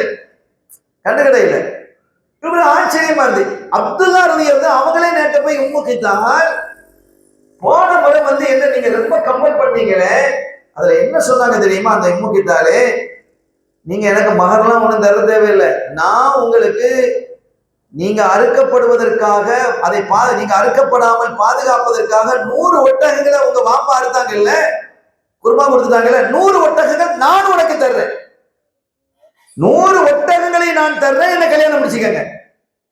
100 ஒட்டகங்கள்ங்கிறது சாதாரண விஷயமா? சிறப்பு ஒட்டகங்கள், பென்ஸ் கார் மாதிரி கார் தர்றங்கிற மாதிரி 100 கார் தர்றேன்னா எப்படி இருக்கும்? அப்ப அன்னைக்கு அதுதானே வாகனம். சிகப்பு விட்டங்கள்லாம் இன்னைக்கு இந்த பென்ஸ் கார் மாதிரி 100 பென்ஸ் கார் தர்றேன் அப்படின்னு பொண்ணே சொல்றா. அப்படி சொன்ன நீ இன்னைக்கு அதை கண்டுக்கிடவே இல்லையே என்ன அப்படிங்கும் போது அந்த பெண்ணு சொல்ற பதில பாருங்க. அதான் பதில். அப்ப அவங்க சொன்னாங்க, ஃபாரகன்னூர், நீங்க அன்னைக்கு போகும்போது உங்களுடைய நெற்றியில் நான் ஒரு ஒளியை பார்த்தேன், அந்த ஒளி இப்போது உங்களிடத்தில் இல்லை. அருமையான பெருமக்களே, ஒரு அருமையான இடம் இது. நம் உயிரிலும் மேலான கண்மணி நாயகம் ஸல்லல்லாஹு அலைஹி வஸல்லம் அவர்களை புரிந்து கொள்வதற்கான பல இடங்களில் இது முக்கியமான ஒரு இடம். உங்களுடைய நெற்றியில் நான் ஒரு ஒளியை பார்த்தேன், அந்த ஜோதி இப்போது உங்களிடத்தில் இல்லை. எங்க போயிடுச்சு? கல்யாணம் முடிஞ்சு ஆமீனா நாயகியோட வயிற்றுக்குள்ள போயிடுச்சு. அந்த நூறு அங்க போயிடுச்சு. அந்த நூறுக்காகத்தான் நான் உங்க மேல ஒண்ணும் பெரிய ஆசைப்பட்டு கல்யாணம் முடிக்க வரல. அந்த நூறுக்காக வேண்டியே நான் ஆசைப்பட்டேன். அந்த நூறுக்கு இந்த பெண்ணையே ஆசைப்பட்டது அப்படின்னா அது ஒரு கேள்வி, ஒரு விடை இருக்கிறது. அந்த காலத்துல வரக்கத் இப்னு நௌஃபல் என்று ஒரு பேரறிஞர் இருந்தார். புகாரியிலே அவங்கள பத்தி வருது. வரக்கத் இப்னு நௌஃபல் எப்படின்னா ஒரு மகா பெரிய அறிஞர், பேரறிஞர். பல வேதங்களை, தௌராத்து, ஜபூரை எல்லாம் கரைச்சு குடித்த ஒரு பெரிய அறிவாளி. அவர் சிலை வணக்கம் செய்ய மாட்டார். இந்த குறைஷிகள் எல்லாம் சிலையை வணங்கிக்கிட்டு ஹுபல், லாத்து, உஸா, மனாத்து என்று சிலைகளை எல்லாம் வணங்கி கொண்டிருக்கும் போது சிலை வணக்கம் புரியாமல் தௌஹீத், ஏக இறைவனை வணங்கக்கூடிய நபராக அவங்க இருந்தாங்க. வரக்கத் இப்னு நௌஃபல் அவங்க மாதிரி சில பேர் இருந்தாங்க. மெயினா இவர் இருந்தார், ஒரு லீடர். இவரை நம்பி இவருடைய கொள்கையை ஏற்றுக்கொண்டு ஹனீஃபியா என்று சொல்லக்கூடிய கொள்கை, நேரான பாதை அப்படின்னு அவங்க ஒரு கொள்கை வச்சிருந்தாங்க. அப்ப இவங்க சிலை வணக்கம் பண்றது இல்லை. இவங்க யாரெல்லாம் வரக்கத் இப்னு நௌஃபலை அங்கீகரிக்கிறாங்களோ, ஏற்றுக்கொண்டாங்களோ, ஒரு அறிவாளி இவங்க சொல்றதா சரின்னு நம்புறாங்களோ அவங்களுடைய வழியில் நடக்கக்கூடியவங்க ஹனீஃபியா அழைக்கப்பட்டாங்க. அவங்க சிலை வணக்கம் செய்வதில்லை, எதையும் வணங்க மாட்டாங்க, அல்லாஹ் மட்டும் வணங்குவாங்க. அப்ப இப்படிப்பட்ட இந்த வரக்கத் இப்னு நௌஃபலினுடைய தங்கை சகோதரி தான் இந்த உம்மு கைத்தார். இப்ப பாருங்க விளக்கத்துக்கு இவங்க எப்படி இருப்பாங்க. அப்ப இவங்களுக்கு வரக்கத் இப்னு நௌஃபல் அந்த அறிஞர் சொல்லி இருக்கிறார், இறுதி நபி வரக்கூடிய காலம் நெருங்கி விட்டது. இந்த காலம் தான் அவங்க பிறக்கக்கூடிய காலம் நெருங்கி விட்டது. அவங்க இந்த மண்ணில தான் வெளியாகுவாங்க. இதெல்லாம் வேதத்துல இருக்கு. அவங்களுடைய பேர் முஹம்மது அஹ்மது என்று இருக்கும் என்ற விவரங்களை எல்லாம் சொல்லி இருக்கிறாங்க. இந்த சொன்னதில் இருந்து இந்த உம்மு கைத்தாருக்கு என்ன ஆசைன்னா, அந்த முஹம்மது ஸல்லல்லாஹு அலைஹி வஸல்லம் அந்த பிள்ளையை தன் வயிற்றில சுமக்கணும்னு ஆசை. அந்த ஒளி இப்படி நபிமார்களிடமிருந்து வந்து கொண்டே இருக்கிறது, மாறி மாறி மாறி வந்து அது பரிசுத்தமான வழியிலே வந்து கொண்டிருக்கிறது என்பதை எல்லாம் இந்த உம்மு கைத்தாரினுடைய சகோதரராக இருக்கக்கூடிய வரக்கத் இப்னு நௌஃபல் சொன்ன அந்த உரையிலிருந்து அவங்களுக்கு சிந்தனை எல்லாம் அதிலே இருந்தது. அந்த வகையில பார்க்கும்போது அந்த நூறு இந்த நூறு தான், அப்துல்லாவினுடைய நெற்றியில் இருப்ப அந்த நூறு தான் என்பதை அவங்க விளங்கிக்கிட்டாங்க. விளங்கிக்கிட்டு மற்றவங்க எல்லாம் இது ஒரு அழகு அப்படின்னு பார்த்துட்டு போனாங்க. ஆனா நூறு என்பதை இவங்க கணிச்சாங்க, இந்த உம்மு கைத்தார் கணிச்சாங்க. நம்ம ஒரு பொருளை பார்க்கறதுக்கும் மற்றவங்க சில பொருளை பார்க்கறதுக்கு இடையில பார்வையில வித்தியாசம் இருக்குல்ல. பார்வையில சில பேர் நுட்பமா இதனுடைய சக்தி இத்தகையது அப்படின்னு கண்டுபிடிச்சிருவாங்க. இது இப்படிப்பட்டது எப்படிப்பட்டது கண்டுபிடிச்சிருவாங்க. இது வெறும் கண்ணாடி இல்ல, இதனுடைய தன்மை இப்படி அப்படின்லாம் சொல்லுவாங்க. அதே மாதிரி அந்த நூறு நூரே முஹம்மதியா என்பதை உணர்ந்து கொண்ட உம்மு கைத்தார் அதை தன்னுடைய வயிற்றிலே சுமக்க வேண்டும் என்ற அடிப்படையில என்ன செஞ்சாங்க, அப்துல்லா நாயகத்தை போய் என்ன கல்யாணம் முடிச்சுக்கிறீங்களா, 100 ஒட்டகம் தரேன்னு கேட்கிறாங்க. இப்ப அந்த 100 இல்ல, 100 எங்க போயிடுச்சு. இவங்க வயிற்றுல வரும்னு எதிர்பார்த்தாங்க, அது கிடைக்கல. அந்த வாய்ப்பை நடைபெடுச்சு. அல்லாஹு அஅலமு ஹைது யஜஅலு ரிசாலத்தா, தன்னுடைய ருபூவத்தை, தன்னுடைய ரிசாலத்தை எங்கு வைக்க வேண்டும் என்பது அல்லாஹ் அறிவான். அல்லாஹ் குர்ஆன்ல சொல்றான். அப்ப அல்லாஹ் அவன் அறிந்தவனாக இருக்கிறான். தன்னுடைய ரிசாலத்து, தன்னுடைய ரசூலை எந்த வயிற்றில் இருந்து அதை சுமக்கக்கூடிய வயிறு எந்த வயிறாக இருக்கணும் என்பதை அல்லாஹ் முடிவு செய்யறான். அது யாருடைய வயிறாக இருந்தது? அன்னைய திலகம் செய்ததுல ஆமினா பின்த் வஹப் ரலியல்லாஹு தஆலா. இந்த ஆமினா நாயை என்ன பாடுபடுத்துறான் இவன்? ஆமினா நாயகிய என்ன பாடுபடுத்துறானோ இந்த வாபிகளை சொல்றேன். அருமையான பெருமக்களே, அவங்களையே ஒரு முஸ்லீம் இல்லைன்னு பேசுறான். அடே, ரசூலுல்லாவையே சுமந்த ஒரு தாயினுடைய கருவறை என்பது உலகத்தில் அதற்கு நிகரான கருவறையாக அல்லாஹ் எந்த கருவறையும் வைக்கல. அதை ஒத்துக்கொள்றே இல்லையா? அது எப்படிப்பா சொர்க்கத்தை விட்டு வேற இடத்துக்கு போகும்? அந்த கருவறையை சுமந்திருக்கக்கூடியவர்களுக்கு சொர்க்கம் வாஜிப் இல்லையா? அடிப்படையே பிழையாக இருக்கிறது. அருமையானவர்களே, நான் அந்த சர்ச்சைகளுக்குள்ள நுழையில இருந்தாலும் வழி, இந்த மாதிரி சில விஷயங்கள் நமக்கு வழியாக இருக்கிறது, வேதனையாக இருக்கிறது. அதை நான் சொல்லிவிட்டு அப்படி நான் செய்திக்கு கடந்து வருகிறேன். அப்ப இந்த தேர்வு அல்லாஹ்வினுடைய தேர்வு. ஆமினா நாயகி ரலியல்லாஹு தஆலா அவர்களுடைய வயிற்றில் அல்லாஹ் தஆலா என்ன செஞ்சிட்டான், கொண்டு வந்து ஸல்லல்லாஹு அலைஹி வஸல்லம் அவர்களை சேர்த்திருக்கிறான். இப்ப அந்த உம்முகத்தால் சொல்லிட்டாங்க, எனக்கு இப்ப அதெல்லாம் தேவையில்லை, உங்களை நீங்க அந்த நூறு இப்ப இல்லை உங்ககிட்ட அப்படின்ட்டாங்க. அந்த நூறு உங்ககிட்ட இப்ப இல்லை என்று சொன்னதோடு அவங்களும் அதை புரிஞ்சுக்கிட்டாங்க. அப்துல்லா ரலியல்லாஹு தஆலா அவர்களை புரிந்து கொண்டு அவர்களை என்ன செஞ்சிட்டாங்க, விட்டுட்டு போயிட்டாங்க. அதற்கு பிறகு அப்துல்லா ரலியல்லாஹு தஆலா அவங்க என்ன செஞ்சிட்டாங்க, அவங்க மதீனா ஷரீஃபுக்கு போறாங்க. எங்க அவங்க வாப்பாவுடைய ஊர் மதீனா தானே, ஷைபா அப்துல் முத்தலிப் என்று சொன்னமே அவங்க ஊரு. அங்க மாமாமார்கள் மாமிமார்கள் அங்க நிறைய சாச்சா பெரியப்பவர்கள் அங்க இருக்கிறாங்க. அங்க சொந்த உறவுகள்லாம் அங்க இருக்கு. அங்க போன இடத்துல சுகம் இல்லாம அப்துல்லா ரலியல்லாஹு அன்ஹு வஃபாத் ஆயிட்டாங்க. இங்க ஆமினா நாயகியினுடைய வயிற்றிலே ஸல்லல்லாஹு அலைஹி வஸல்லம் அவர்கள் 6 மாத குழந்தையா இருக்கிறாங்க. 6 மாத குழந்தையாக இருக்கும்போது அப்துல்லா ரலியல்லாஹு தஆலா அவர்கள் வஃபாத் ஆயிட்டாங்க. இப்ப அந்த 6 மாதம் இப்பதான் பிறப்பு செய்திக்கு நம்ம வந்திருக்கிறோம். இந்த பிறப்பு செய்தி தான் இன்னைக்கு பாச நபியின் வாச வருகை. இப்பதான் அந்த செய்திக்குள்ளேயே நம்ம வர்றோம். இப்ப இதுவரைக்கும் பேசுறது எல்லாமே முன்னுரை தான், முன்னுரையினுடைய ஒரு பகுதி தான், ஒரு அங்கம் தான். நான் இதன் மூலமாக என்ன சொல்ல, அதனால நான் நம்ம நேரம் பேசிட்டு இருப்பேன்னு சொல்ல வரல, பயங்காட்டல்ல. ஆனால் இதற்கெல்லாம் நான் என்ன சொல்ல வருகிறேன் என்றால், இவ்வளவு தகவல்கள் ஸல்லல்லாஹு அலைஹி வஸல்லம் வாழ்க்கை வரலாறை பற்றி துல்லியமாக வரலாறு நூல்களிலே பதிவு செய்யப்பட்டிருக்கு. ஒரு நூல் 2 நூலா, ஆயிரக்கணக்கான வரலாற்று நூல்கள் அவர்களை பற்றி இருக்கிறது. எவ்வளவு அற்புதமாக எழுதியிருக்கிறார்கள், ஆதாரபூர்வமாக. அந்த அறிவிப்பாளர் தொடரோடு அந்த செய்திகள் எல்லாம் மிக தெளிவாக பதிவு செய்யப்பட்டிருக்கிறது. அருமையான பெருமக்களே, இப்போதான் ஸல்லல்லாஹு அலைஹி வஸல்லம் அவர்கள் பிறக்கிறதுக்கு இருக்கிறாங்க. அவங்க ஆமினா நாயகியினுடைய வயிற்றில இருக்கும் பொழுது ஆமினா நாயகி சொல்றாங்க, எனக்கு நான் குழந்தை உண்டாயிங்கிறதே எனக்கு பின்னால்தான் தெரிய வருது. ஒரு நாள் நான் கனவு கண்டேன். கனவிலே ஒரு நபர் வந்து சொல்றாங்க, உன்னுடைய வயிற்றிலே இருக்கிறது யாரு தெரியுமா, அவங்கதான் செய்ய ஒரு பெரிய லீடர் இருக்கிறாங்க, அவங்கள நீ சுமந்துகிட்டு இருக்கிற அப்படின்னு சொன்ன போதுதான் நான் கருவுற்று இருக்கிறேன், கர்ப்பமா இருக்கிறேங்கிற எனக்கு தெரிய வந்தது. அப்ப நான் கேட்டேன், நீங்க யாருன்னு கேட்டேன் இந்த கனவுல. அப்ப அவங்க சொன்னாங்க, நான் தானே ஆதம், சரி ஆதம் அலைஹிஸ்ஸலாம்.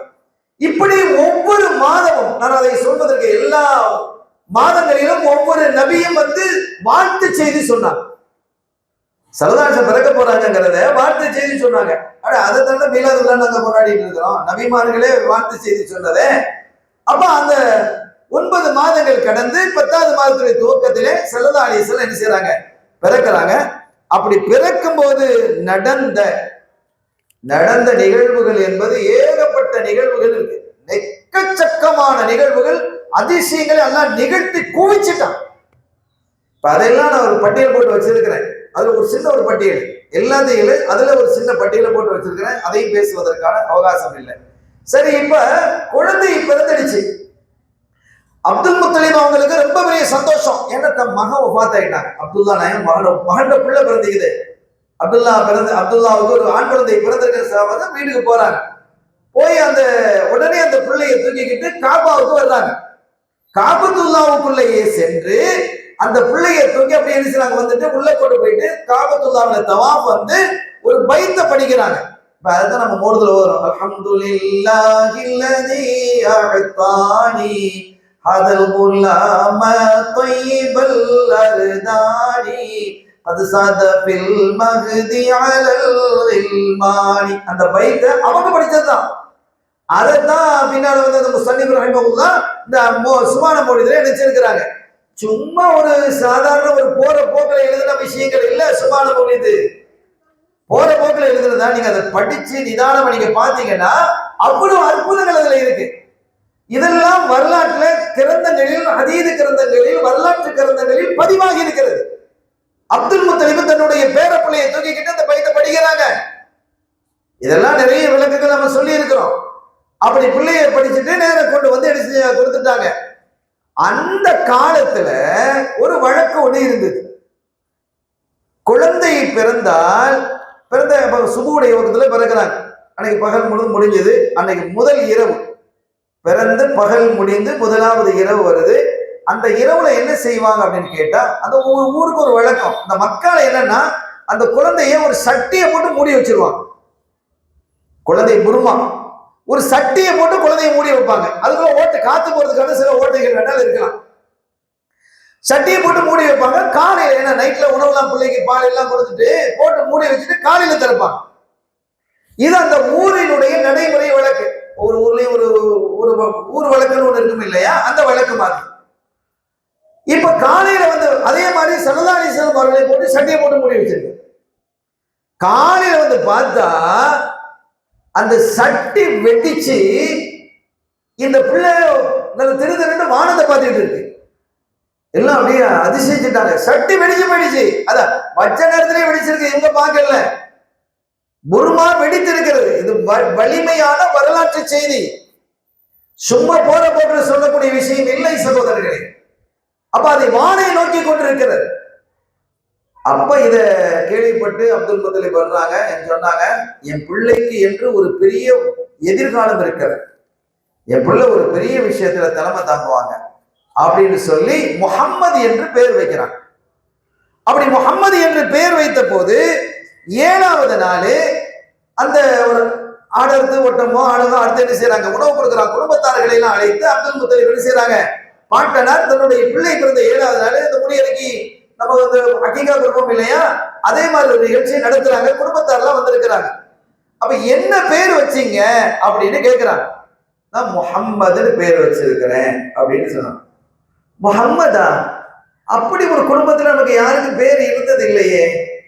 நம்ம இப்ப உங்க ஊர்ல எப்படி தெரியாது, எங்க ஊர்ல எல்லாம் பெரும்பாலும் என்ன செய்வாங்கன்னா, அந்த பேர் வைக்கிறது அந்த குடும்ப பாரம்பரியத்தில் உள்ள அப்பாட பேரு, பூட்டி அப்பா பேரு, கூட்டனார்லாம் இருப்பாங்கல்ல, அவங்க பேர்களை வைப்பாங்க. இது இயல்பா இருக்கு. அதே மாதிரி பாட்டிமார்கள் வந்து இருப்பாங்க, குடும்பத்தில் உள்ள அந்த பேர்களை வைக்கிறது. இப்ப எல்லாம் நிறைய மாதிரி வாயில நுழையாத புது புது பேர்லாம் வந்து சேர்ந்துச்சு. எல்லா பிள்ளைகளுக்கெல்லாம் புது பேர் வைக்கணும், யாருக்குமே வைக்காத பேரா வைக்கணும் அப்படின்லாம் சொல்றாங்க. எங்க போய் தேடுறது மாதிரி யாருக்குமே வைக்காத பேரை எங்கேயாவது ஒரு அளவு வச்சிருப்பாங்க. ஒரு ஆண்டு போய் கேட்டாராம்,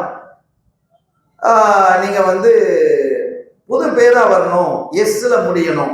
இப்ப அதுவே பாக்குறாங்களே, ஜெட்ல முடியணும், ஜெட்ல ஆரம்பிக்கணும். அட, ஒரு சாபிகள பேரை வச்சுட்டு போ, நபிமார்களுடைய பேரை வை, மலக்குமார்களுடைய பேரையும் வைக்கலாம். ஜிப்ரீல் வச்சுட்டு போ, புது பேர் தானே வேணும், ஜிப்ரீல் வைங்க. மார்க்கத்துல தடையா? மீகாயில் வைங்க, இஸ்ராஃபீல் வைங்க. இஸ்ராயல்னு வைக்க மாட்டீங்க, அதை நம்ம சொல்ல முடியாது. இஸ்ராயல் யாரும் மலக்கும் போது வைக்கிறதுக்கு ஒன்றும் தடை இல்லை. அவங்களும் மலக்கு தானே, நூறுல இருந்து ஒளியிலேருந்து படைக்கப்பட்டவங்க தானே. அப்ப இது ஒரு எஸ்ல முடியணும் அப்படிங்கிற மாதிரி. அப்ப அந்த ஹசரத் எஸ்ல முடியுது எத்தனையோ பேரை சொல்லி கொடுத்துருக்குறாங்க. இல்ல இது அவங்களுக்கு வச்சிருக்குது, அங்க அடுத்த தெருவுல வச்சிருக்குது, அந்த ஏரியால வச்சிருக்கு, அந்த மகளால இந்த பேர் இருக்குது. எஸ்ல முடியிற எல்லா பேரையும் சொல்லி ஒண்ணும் முடியல. அப்பா சொன்னா இந்த ஒரே ஒரு பேர் தான் இருக்கு, இது வேற யாருமே வைக்கல. என்ன இப்லீஸ் அப்படின்னு பேர் வை, அது எஸ்ல முடியுதுன்றாராம்.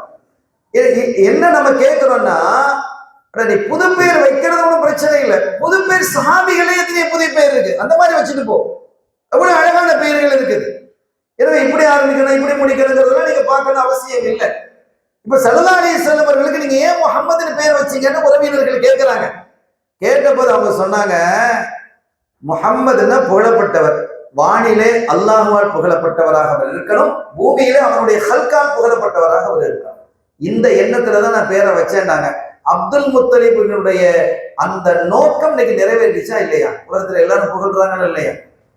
அல்லாஹ்வும் புகழ்றான் குர்ஆன்ல, ஹல்குக்கு தான் அவங்கள புகழுது, பேஹலுக்கு தான் புகழ இல்லை. அவன் எனக்கு அவனும் பாபான்னு நடக்கிறான். அருமையான பெருமக்களே, இப்ப இதுல என்னன்னு கேட்டா, இந்த செய்திகள் வெளியே போன உடனே இப்போ முஹம்மது அப்படிங்கிற ஒரு பேரு ஒரு புதிய பேரா இருந்தது. அது வரைக்கும் உலகத்தில் யாருக்கும் வைக்கப்படவில்லை. அதையும் தெரிஞ்சுக்க. முஹம்மதுங்கிற பெயரு ஸல்லல்லாஹு அலைஹி வஸல்லம் அவர்கள், அல்லாஹ் பாருங்க, அப்ப அந்த பேரு அது காலம் எவ்வளவு காலம் ஆயிடுச்சு. அது வரைக்கும் அந்த பேர் வைக்கப்படாமல் பாதுகாத்து கண்மணி ஸல்லல்லாஹு அலைஹி வஸல்லம் அவர்களுக்கு தன்னுடைய ஹபீபுக்கு அது வைக்கப்படணும். முதலாவதாக, எல்லாவற்றிலும் முதலாவதாக தன்னுடைய ஹபீபை இருக்கணும். அல்லாஹ் எப்படி வைத்திருக்கிறான். அந்த பேர் யாருக்கும் கிடையாது அது வரைக்கும். அதுக்கு பிறகு இந்த பெயரை பற்றிய ஆய்வுகள்லாம் அங்க இருக்கக்கூடிய அறிஞர்கள் பாருங்க, இந்த பேர்ல தான் கடைசியில் ஒரு நபியே வர இருக்கிறாங்களா, கடைசியில வரக்கூடிய நபி அந்த முஹம்மதுங்கிற பேர் தான் இருப்பாங்களாம் அப்படின்னு வந்த உடனே இனி என்ன செய்ய ஆரம்பிச்சாங்க, இந்த பெயரை வைக்கணுங்கிற செய்திகள் வெளியில போயிடுச்சு.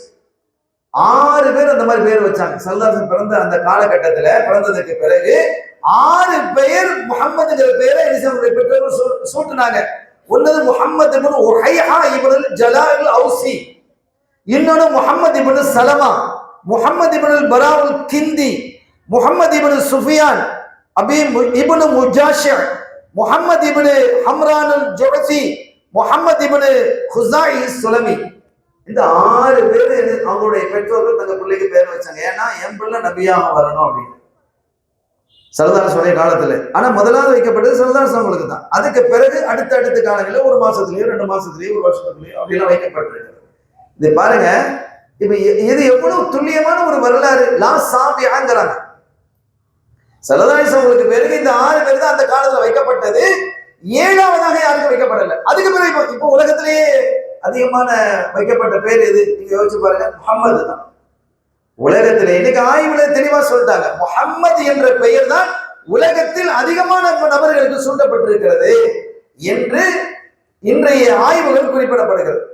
கண்ணியத்திற்குரிய பெருமக்களே, இத்தகைய சிறப்பும் மகிமையும் மாண்பு மிக்க கண்மணி ஸல்லல்லாஹு அலைஹி வஸல்லம் அவர்கள் இந்த ஆமுல் ஃபீல் ரபீஉல் அவ்வல் மாதம் 12ஆம் நாள் திங்கட்கிழமை ஏப்ரல் 20ஆம் தேதி கிபி 571 அவங்க பிறகுறாங்க.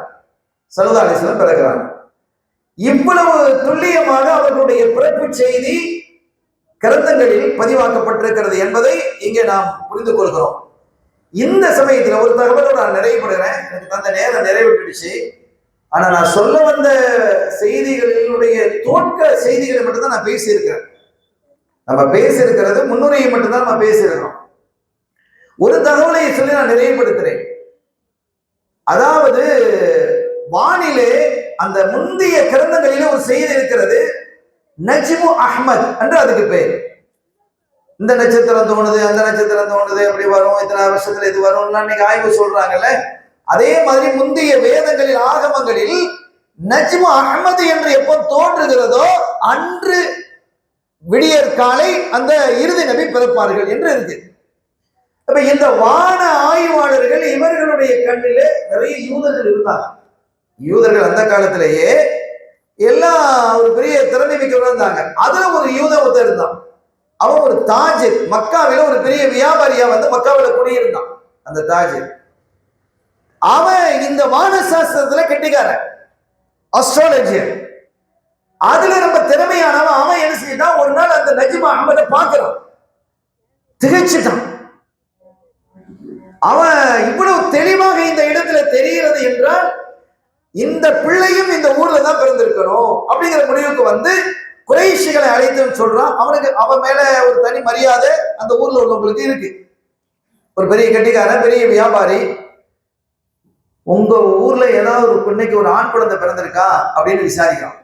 என்ன, அது முக்கியமான ஒரு குழந்தை, நீங்க நினைச்சும் பார்க்காத அளவுக்கு ஒரு உயர்வான இடத்தை வகிக்கக்கூடிய ஒரு குழந்தை.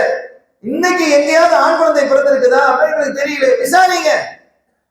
விசாரிங்கப்பா, ஒரு முக்கியம் அப்படின்னு விசாரிச்சா மரணித்த வஃபாத் ஆகிய அப்துல்லா அவர்களுக்கு ஒரு ஆண் குழந்தை பிறந்திருக்கிறது அப்படின்னு தகவல் அப்படியே அந்த பிள்ளையை நான் பார்க்கணும், அந்த குழந்தைய நான் பார்க்கணும் அப்படின்னு என்ன செய்யறான். அவங்க சொன்ன உடனே ஒரு கூட்டம் போய் அந்த பிள்ளையை பார்க்க போகுது. அடுத்த நாள் போய் அந்த பிள்ளையை போய் பார்க்க போறாங்க. பார்க்க போயிட்டு அந்த பிள்ளையை கேட்கறாங்க. அங்க பிள்ளைய பார்க்கணும், சரி குழந்தை பிறந்திருக்குன்னு பார்க்க வருவாங்களா இல்லையா, அந்த மாதிரி வந்திருக்கிறாங்க போல வீட்டுல உள்ளவங்க நினைச்சுக்கிட்டாங்க. ஆனா இவன் எவ்வளவு பெரிய ஆளு, எல்லாரும் கொண்டு அப்படி பார்த்துட்டு அந்த குழந்தையை வாங்கி பார்த்துட்டு அந்த குழந்தைய அப்படி திருப்பி பார்க்கறான், முதுக பார்க்கறான். பார்த்துட்டு அப்படியே அந்த மயக்க நிலையில அப்படியே அந்த கையில குழந்தைய கொடுத்துட்டு அப்படி மயங்கி கீழே வந்துட்டான். காலு மாலக்கா, என்னப்பா உனக்கு என்னப்பா ஆச்சு? அவனை மயக்கம் தெளிய வச்சு கொண்டு தஹபத்தின் நுபுவத்து மின் பனி இஸ்ராயீல், இது வரைக்கும் பனி இஸ்ரவேலர்கள் தான் நபிமார்கள்லாம் வந்துகிட்டே இருந்தாங்க. அந்த கடைசி நபி ஈசா அலைஹிஸ்ஸலாம் பனி இஸ்ராயீல், யஹ்யா அலைஹிஸ்ஸலாம் பனி இஸ்ராயீல், ஜக்கரியா அலைஹிஸ்ஸலாம் பனி இஸ்ராயீல். அப்ப இந்த மாதிரி பனு இஸ்ரவேலர்கள நிறைய பன்னூற்றுக்கணக்கான, ஏன் ஆயிரக்கணக்கான நபிமார்கள் வந்திருக்கிறார். இந்த கடைசி நபி பனு இஸ்ரவேலர் தான் வருவாங்க அப்படின்னு நினைச்சிருந்தாங்க. சல்லல்லாஹு பனி இஸ்ராயீல் இல்லை, குறைஷியோ. அவன் நினைச்சான் பனு இஸ்ராயீல் இருந்து அந்த கடைசி நபி வருவாங்க நினைச்சான். ஆனா நினைச்சது நடக்க இல்லை. நம்ம கோத்திரத்துல வரலையே, நுபுவத்து நம்மை விட்டு போய்விட்டதை என்று மயங்க விழுந்துட்டான். அவன் எழுந்து சொன்னான், இந்த பிள்ளை உங்களை எல்லாம் ஆளும், ஒரு காலகட்டத்தில் ஆளுமை மிக்கதாக திகழும், உங்களை எல்லாம் இந்த மண்ணை ஆளும், விண்ணையும் ஆளும், மிகப்பெரிய ஆளுமை உடையதாக திகழும். எங்களுக்கு இந்த பிள்ளை எங்க வம்சத்துல வரும் நாங்க எதிர்பார்த்திருந்தோம், ஆனா எங்களுக்கு அது இல்லை அப்படின்ற உடனே எனக்கு அதை தாங்க முடியாம மயக்கம் வந்தது என்று அவன் சொல்லி காட்டினான். அருமையான பெருமக்களே, இது போன்ற நிறைந்த வரலாறுகளை நீங்கள் பார்க்க முடியும். ஸல்லல்லாஹு சம்பந்தப்பட்ட வரலாறுகள் நிறையவே இருக்கிறது. தேவைப்பட்டால் நாளைக்கு கூட கொஞ்சம் சொல்லிட்டு, நாளைக்கு மக்காவினுடைய வாழ்க்கை அப்படின்னு தரப்பட்டிருக்கிறது, அதுல நம்ம பேசுவோம்.